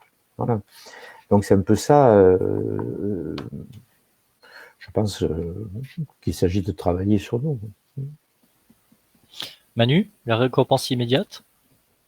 Oui, la récompense immédiate, si on reprend un peu l'idée du film, et là je vais prendre mon exemple de photographe. Quand on était ensemble à la lampe, Laurent, tu te rappelles, je te dis, oh regarde là, il y a une image de cinéma. Oui, oui.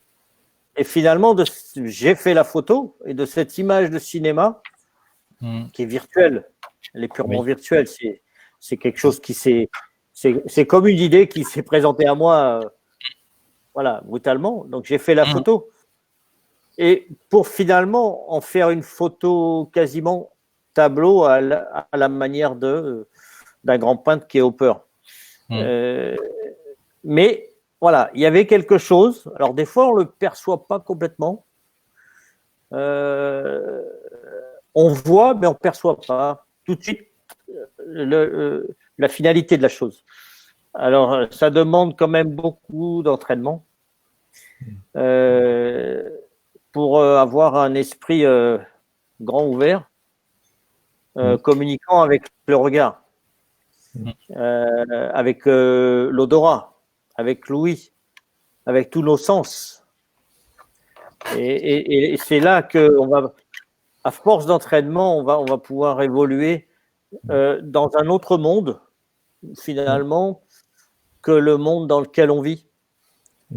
On devient un peu plus sensitif, extrasensoriel, pour dire les mots qu'on entend souvent en ce moment. Et j'ose espérer que le confinement qu'on a vécu, je dirais, aura permis à certaines personnes de percevoir ça.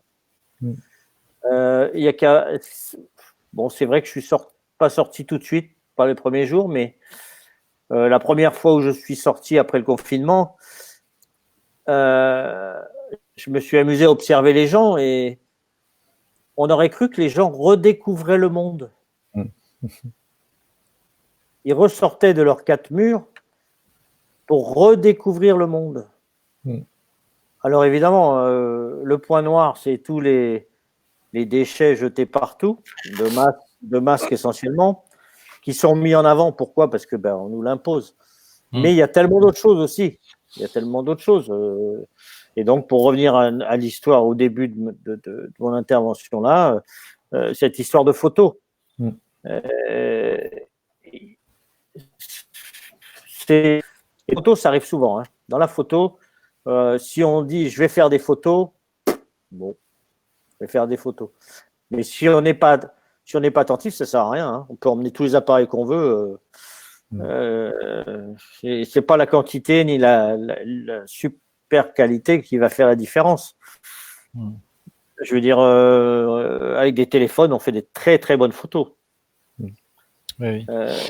Mais c'est l'extra, enfin c'est une attention particulière à ce qui se passe autour.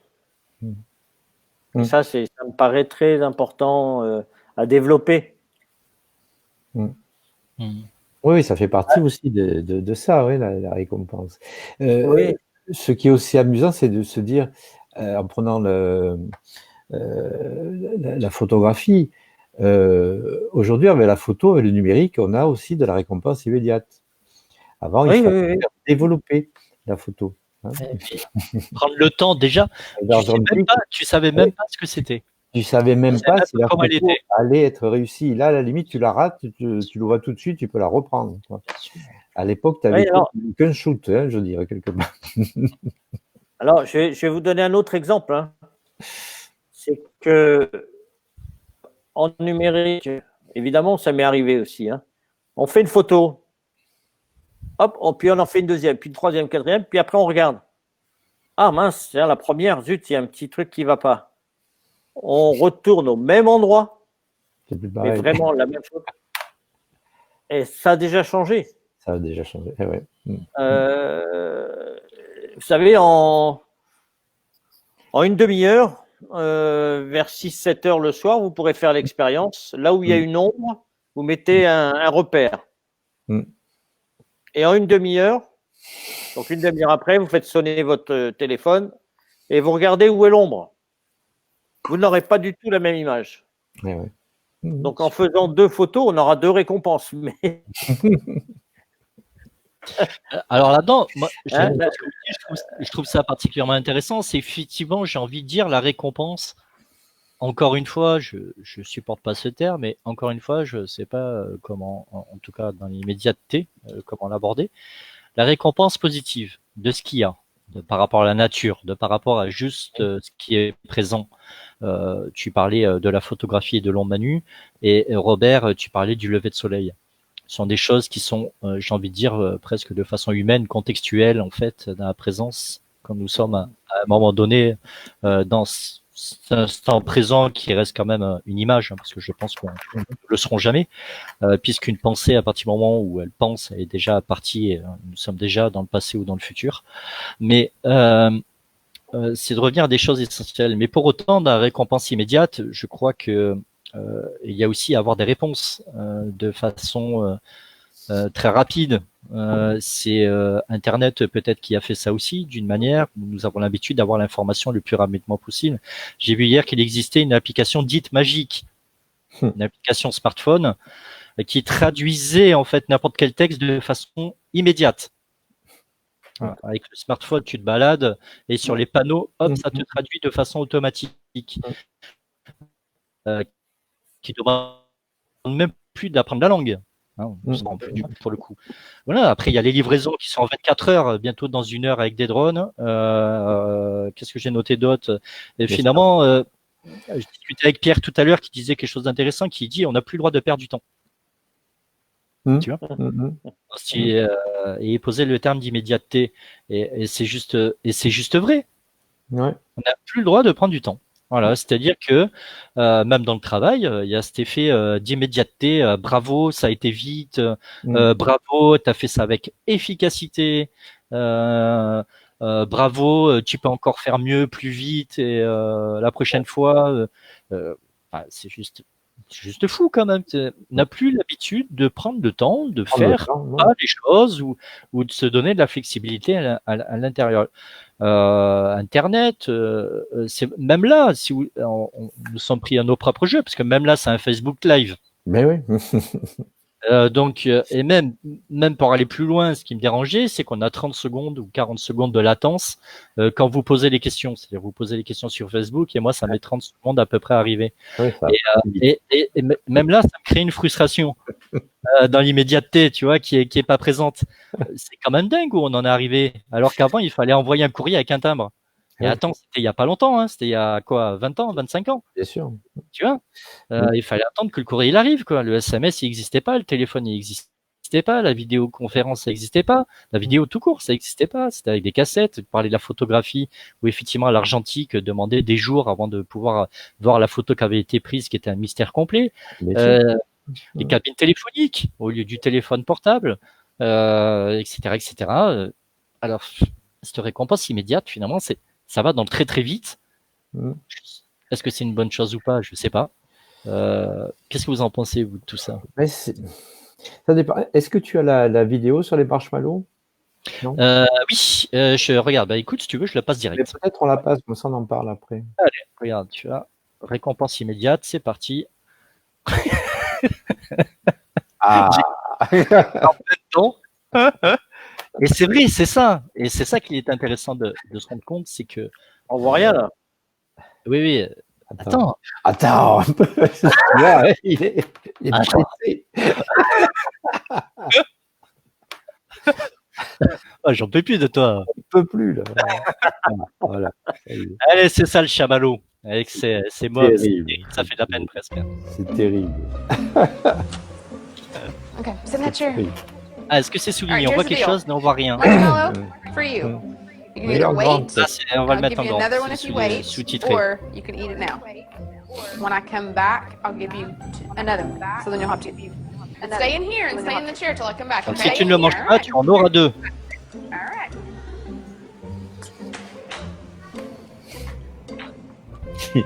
Pauvre môme.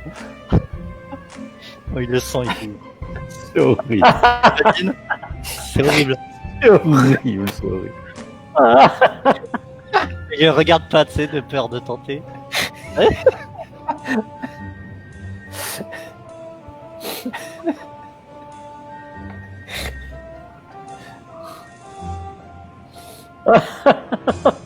C'est épouvantable.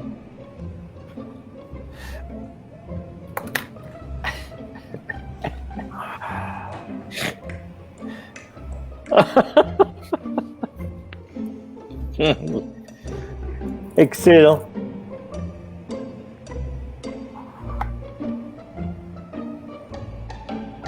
Allez. Aïe, aïe, aïe. Des petits bisous.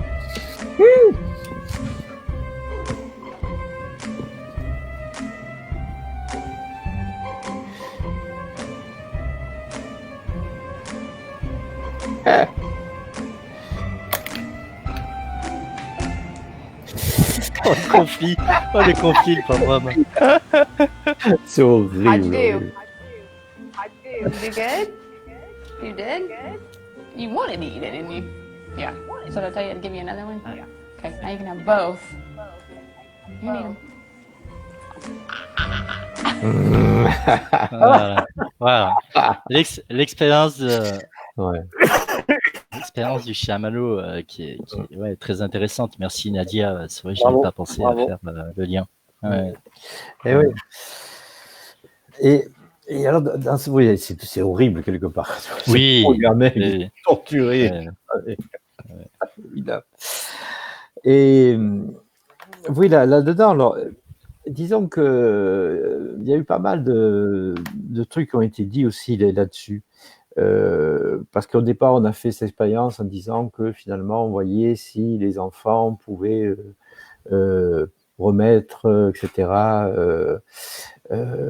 Et que quelque part, on va dire que les enfants qui remettaient à plus tard et qui attendaient le deuxième chamallow étaient peut-être plus intelligents ou plus ceci que les autres, etc.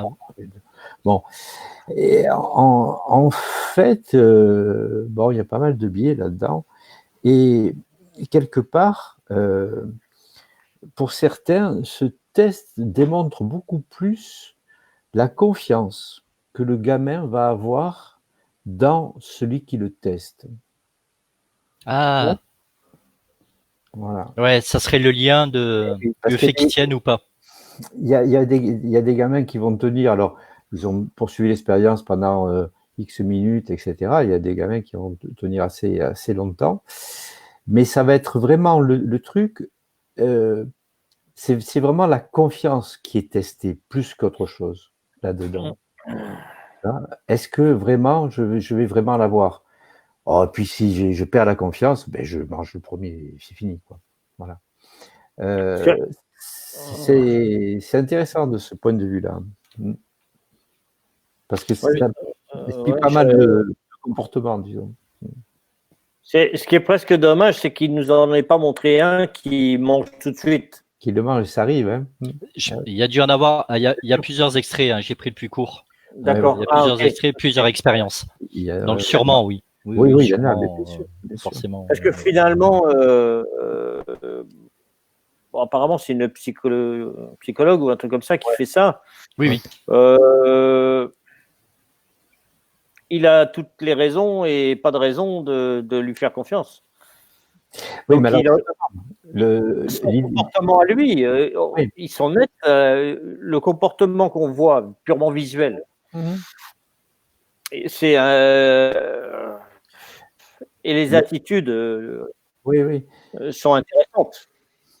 Ce qui est testé, c'est évidemment la confiance dans le testeur, mais au-delà de ça, c'est aussi si l'enfant a été élevé dans un milieu où il a confiance dans les autres, tu vois. C'est ça le vrai test. Hein.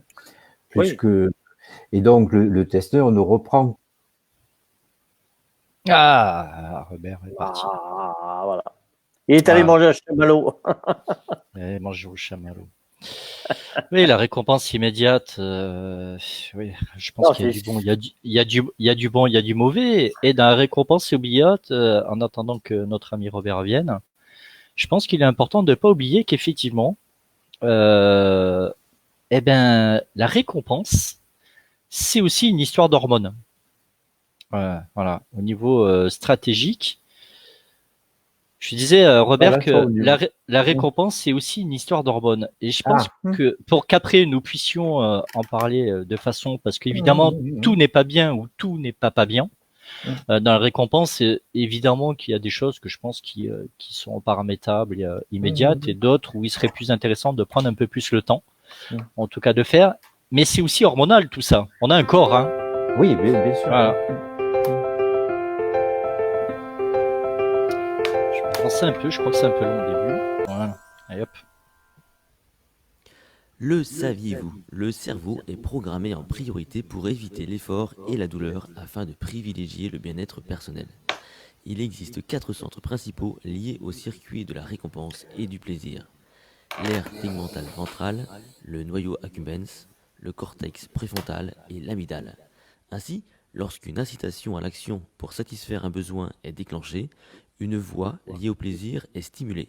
Il s'agit de ce qu'on appelle le Medial Forebrain Bundle ou MFB. Ce circuit se situe entre l'aire tegmentale ventrale et le noyau accumbens. L'aire tegmentale ventrale utilise la dopamine pour stimuler le noyau toujours la accumbens, dopamine, hein. qui conclut l'action par un sentiment de satisfaction. Plus ce circuit est stimulé, Je sais qu'il y a des grands sportifs, c'est ça hein, aussi. Hein. Dans le sport aussi, hein, c'est une histoire de dopamine et de récompense immédiate. Oui, juste pour finir ce que je disais tout à l'heure, c'était que finalement, ce qui était davantage testé peut-être, c'était dans quel milieu le gamin évoluait. Est-ce qu'il évoluait dans un milieu qui était très sécure, très sûr, etc., ou s'il était dans un milieu, pas très sûr, on ne sait pas trop ce qui va se passer, où on te dit une chose, on en fait une autre, etc. Donc, en fait, il y a un gros biais dans cette étude-là, et que c'est peut-être plus ça qui est testé que le fait de pouvoir différer C'est la pyramide de Maslow, évidemment. Oui. T'es affamé, tu le manges parce que c'est toujours ça de prix. Et effectivement, t'es en sécurité. Bon, tu peux peut-être patienter un petit peu pour en avoir deux, quoi. Voilà. Ça rejoint la pyramide de Maslow dans la récompense. Oui, c'est intéressant d'intégrer ça aussi, finalement, dans la récompense immédiate et de se poser la question si c'est vraiment sécure d'avoir si c'est vraiment sécure d'avoir une réponse dans l'instant et si c'est pas sécure, qu'est-ce qui fait que je pense que ça l'est pas, quoi. Voilà. C'est une question à se poser pour reprendre aussi le premier thème qui est de mettre de l'ordre dans ses idées. Je pense qu'il n'y a rien de mieux que de se poser des questions, de toute façon. Voilà. Manu ou Robert, oui. On peut le voir, je le vois des personnes que je connais, que je fréquente. Je veux dire, autant il y a des gens qui sont tranquilles, ils ont commandé quelque chose, et puis ça arrive quand ça arrive, ils sont là, Et puis il y en a d'autres qui vont voir toutes les 5 minutes la boîte aux lettres, ou qui vont téléphoner, qui vont appeler, qui vont envoyer des emails, mais c'est pas encore arrivé, pourquoi, etc. Ouais, parce qu'il y a 24 heures. Hein. Voilà. Donc là, ça dénote aussi de quelque chose de la personne. Je veux dire, ça dénote si elle est quelque part, si elle est tranquille, si elle est sûre que ça arrivera quand ça arrivera.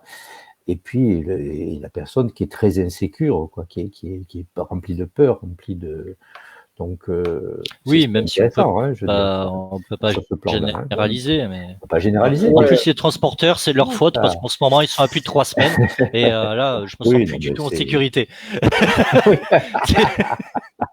C'est plus si c'est vraiment perdu ou pas le colis, quoi, tu vois. Donc, c'est vrai que là, par contre, tu commences à douter, quoi.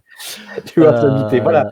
Ouais, tu commences à douter. Ce que je veux dire, tu as d'autres doutes, tu peux avoir aussi vraiment le savoir à quel moment tu vas douter. Il y a des gens qui vont douter au bout d'une demi-journée, d'autres qui vont douter au bout d'un mois. Tu vois, je veux dire, il y a un curseur qui est large. Tu vois, exact. Ça se quantifie. Et oui. Le curseur est très large et pour Laurent comme pour moi, non, parce qu'on attend chacun des colis, il me semble. On a plus de 4 semaines là, c'est bon. Ouais, moi j'y arrive tranquillement, 4 semaines. Maintenant, après, il peut y avoir des conséquences pour certains achats qui sont un peu qui vont induire le fait qu'on va au bout d'un moment quand même, on va envoyer un mail. Mais en même temps, on va pas en faire un drame. On peut rien faire, on peut pas aller conduire le camion à la place du livreur. Hein. Bien sûr. Donc, et en même temps, ça prouve bien que finalement, pour revenir au thème initial, que nous sommes bien habitués à cette récompense immédiate finalement, et que de manière presque permissive, de manière presque insigneuse, ça s'instaure en nous de façon presque, tu vois, systématique, petit à petit, tu vois, à vraiment répondre. À attendre que la réponse, en fait, de la demande vienne de plus en plus rapidement, en fait, quand même, de façon générale. Enfin, en tout cas, dans notre société, évidemment. Dans d'autres pays, il y a d'autres facteurs en jeu. Oui, je partage ton point de vue, mais en même temps, j'ai envie de dire aussi que si nous, on est sollicité pour quelque chose, on doit répondre immédiatement. C'est vrai. Et on peut pas toujours. C'est vrai. Donc à partir du moment où on est conscient de ça, c'est plus facile pour nous de dire bon bah il y a des problèmes de livraison de ci de là. Bon, de toute façon celui à qui on écrit pour lui demander, il raconte ce qu'il veut. Moi, à chaque fois, je reçois la même réponse, donc peut-être que c'est automatique. Hein. Il appuie peut-être sur un bouton. Il n'y a peut-être plus personne à l'autre côté. Ils ont dit que ce soit plus rapide, il faut qu'il n'y ait personne. On avisera et on fera autre chose, hein, c'est pas grave. Mais justement, là, on va trouver une idée pour compenser. Alors, qu'est-ce qu'on en fait cette récompense immédiate? On prend pas, comment on fait pour savoir finalement? Qu'est-ce qu'on se donne le droit de ça serait quoi le critère finalement? Je pense au mot critère là. Tu vois, le critère qui ferait que, ben oui, nous pouvons attendre de soi, de soi à un moment donné, de prendre en compte une récompense immédiate ou pas. D'ailleurs, qu'est-ce qui ferait le critère, tu vois, le curseur qui attendrait ou pas cette récompense immédiate? En quoi c'est acceptable finalement par moment ou par moment où nous pourrions nous dire que de prendre le temps de faire les choses, ça serait plutôt important. Moi, je sais, c'est ma spécialité, les questions sans réponse. Non, je pense.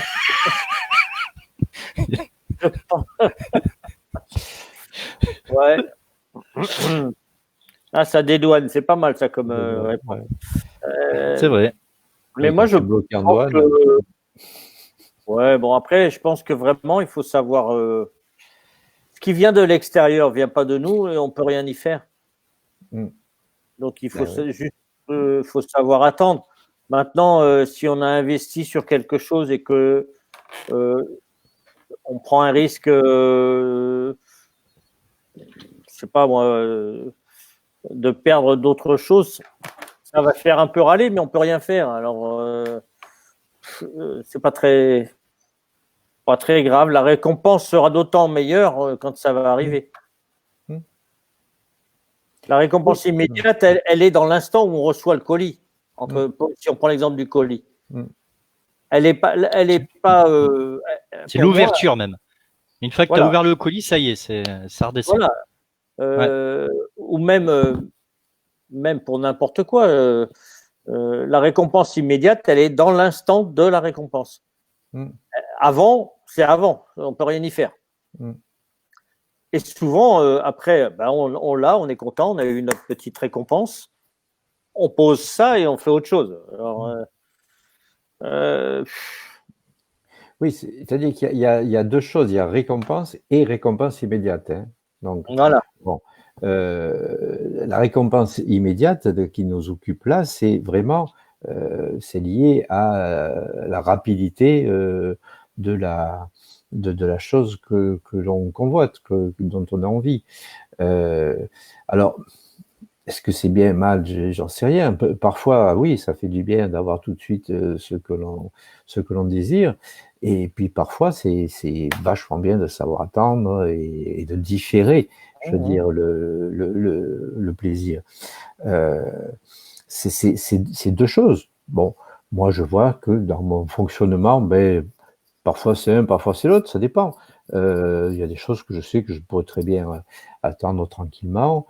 Et d'autres, si j'ai la possibilité de chercher, je sais pas moi, quand je cherche un bouquin ou un truc comme ça, j'aime bien le trouver immédiatement sur Internet, en PDF, etc. Je veux dire, ça va très vite. Là, je veux dire, là, on n'est même plus dans les 24 heures. Là, c'est illico presto, quoi. Donc, ça dépend. Et puis, je peux aussi attendre. Là, j'ai commandé des bouquins. Ça fait 15 jours qu'ils ne sont pas arrivés chez le libraire. Donc, bon, là, il m'a envoyé un email aujourd'hui. Il me dit, ils sont arrivés. Voilà, j'irai demain ou après-demain. Voilà. Donc, je pense que il n'y a pas de bon endroit où placer le curseur entre les deux. Je pense que comme bien souvent, ce qui n'est pas conseillé, c'est que le curseur soit bloqué sur l'un ou l'autre. Hein. C'est-à-dire qu'on cherche toujours la récompense immédiate, ou alors que, on laisse traîner les choses, etc. Voilà. Moi, je dis vraiment, la réponse que je ferai, c'est ça dépend, quoi. Hein, voilà. Pour et qu'il faut savoir placer bonne le réponse, curseur hein, où on veut. Hein. Oui. Pour rebondir sur Oui, Manu.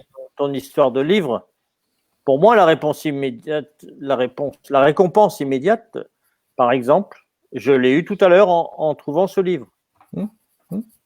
Parce que je ne le cherchais pas, je ne l'attendais pas, je ne savais même pas qu'il existait. J'y suis allé, j'ai sorti un livre, et pourtant, à Cultura, il y en a des rayons entiers. Et c'était celui-là, voilà. Pour moi, là, la récompense est immédiate. Oui, bien sûr. L'autre, qui est issu d'une action de commande de ci, de là, on met en place tellement de gens, tellement de paramètres, qu'on peut pas trop attendre la récompense immédiate. On peut attendre la récompense d'avoir attendu. Mais attendu. Oui. C'est intéressant, ça, comme concept. Oui, c'est beau. Hein. Et sans obligation, hein, parce que après, il peut y avoir fonction de chacun. C'est que ça. Je m'attendais à plus. Il peut y avoir la récompense. Bof. Oui, la déception, on appelle ça. Ah oui, voilà, chercher le mot. Merci, Robert. Oui, donc ça revient finalement toujours un peu à cette introspection, cette récompense immédiate, bien sûr, que l'autorisation est donnée à certains moments. Bien sûr, de façon écologique, que l'autre évidemment soit aussi pris en compte, hein, qui est la base de la communication. Après, d'y mettre des demi-mesures, c'est vrai que je connais certaines personnes qui ont tendance particulièrement à attendre de tout et de tout le monde une récompense immédiate, et à contrario d'autres personnes qui justement en demandent presque jamais. C'est vrai qu'en PNL il y a aussi ces métaprogrammes orientés autres, orientés soi. qui planifie un petit peu notre conception globale de fonctionner. Ça reprend aussi un petit peu ça. Est-ce que la récompense elle est pour soi, la récompense elle est aussi pour les autres? Ce sont aussi des axes. Il peut y avoir une récompense pour soi, évidemment, à titre personnel, à titre individuel. Il peut aussi avoir une récompense pour les autres parce que les autres sont valorisés et que ça amène une récompense. Il peut y avoir plusieurs degrés de récompense, finalement, même dans l'immédiateté. Ouais. Même dans l'immédiateté, oui. Moi, je pense que ça peut être aussi une récompense pour soi de voir l'autre recevoir sa récompense, entre guillemets, parce que voilà, être un peu altruiste et content pour l'autre. Et c'est une récompense de pouvoir être content pour quelqu'un. C'est un bien-être. Voilà, bah, ça met en joie, on est content, on est. Ça fait partie pour moi voilà, si on offre quelque chose, de voir l'autre heureux, on a la récompense immédiate. Donc, alors que c'est l'autre qui est heureux, mais ça nous rend bien. Parce que moi, ça me plaît ça.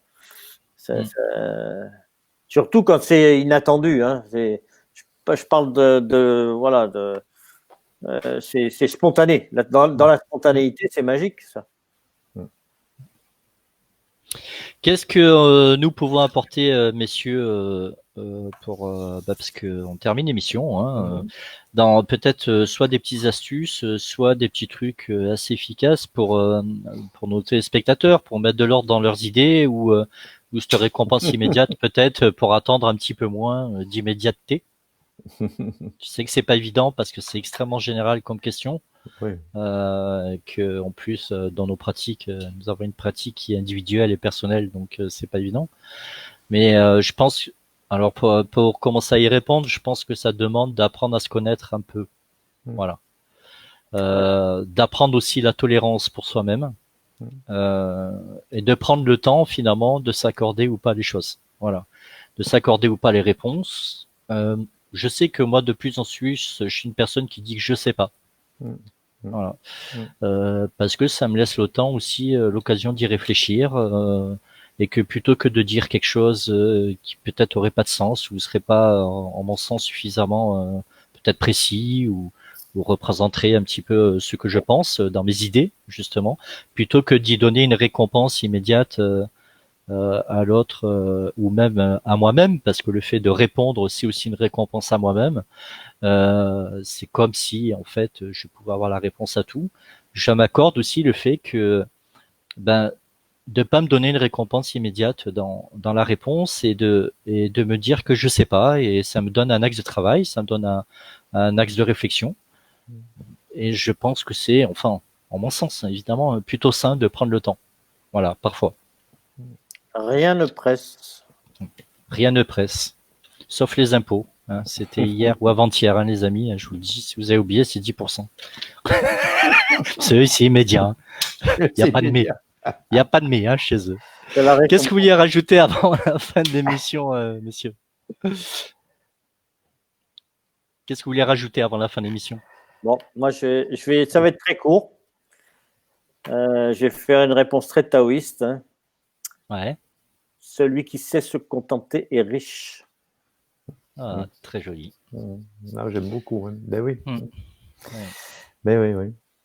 Ben, moi, peut-être en guise de conclusion, je dirais peut-être que finalement, si ce confinement nous a permis de mettre un peu le why dans nos idées et de sortir un peu de notre confort intellectuel, etc., où tout est bien organisé et tout, je pense que c'est quand même une bonne chose et que ça nous a enrichis quelque part. Voilà, c'est peut-être justement la récompense, alors peut-être pas trop immédiate, parce que même le confinement il a duré un peu, mais c'est peut-être une récompense qu'on a eue grâce à le confinement, de sortir un peu de nos idées, de nos trucs qui étaient bien établis, etc. Voilà, moi je dirais que c'est ça qui est pour moi intéressant là-dedans. Très bien. Merci Robert. Merci Manu. Merci à vous. Merci les téléspectateurs, vous avez été encore nombreux ce soir à participer. Et vous voyez les questions. Il y en a encore aussi, qui arrivent. voilà, il y en a encore qui arrivent. Très intéressant. Vous voyez les points de vue, ça amène aussi parfois. Ça nous a fait rebondir ce soir sur quelque chose, sur le théâtre du marshmallow. C'est vrai que j'y avais pas pensé et qui rentrait bien dans le cadre. Donc voilà, participer. Nous, au niveau des thématiques, pour rentrer dans notre intime à tous les trois. Généralement, le dimanche soir, nous avons les thématiques pour le jeudi soir. Donc c'est vrai que je peux peut-être mettre ça un petit peu lundi, peut-être lundi matin sur Facebook au lieu d'attendre le mardi soir. Ce qui vous permettrait de peut-être vous rapprocher vers moi pour voilà, savoir si vous voulez participer, s'il y a des questions, s'il y a des choses que vous voulez aborder, ça sera vraiment avec grand plaisir. Encore une fois, partagez l'émission. Encore une fois, merci d'être présent. Encore une fois, merci de votre participation. Merci beaucoup à mes deux invités, Robert et Manu. Nous vous disons évidemment à la semaine prochaine, jeudi prochain, 21h, pour Opinion et déjà volume 8. Au revoir. Bonne soirée à tous. Ben voilà.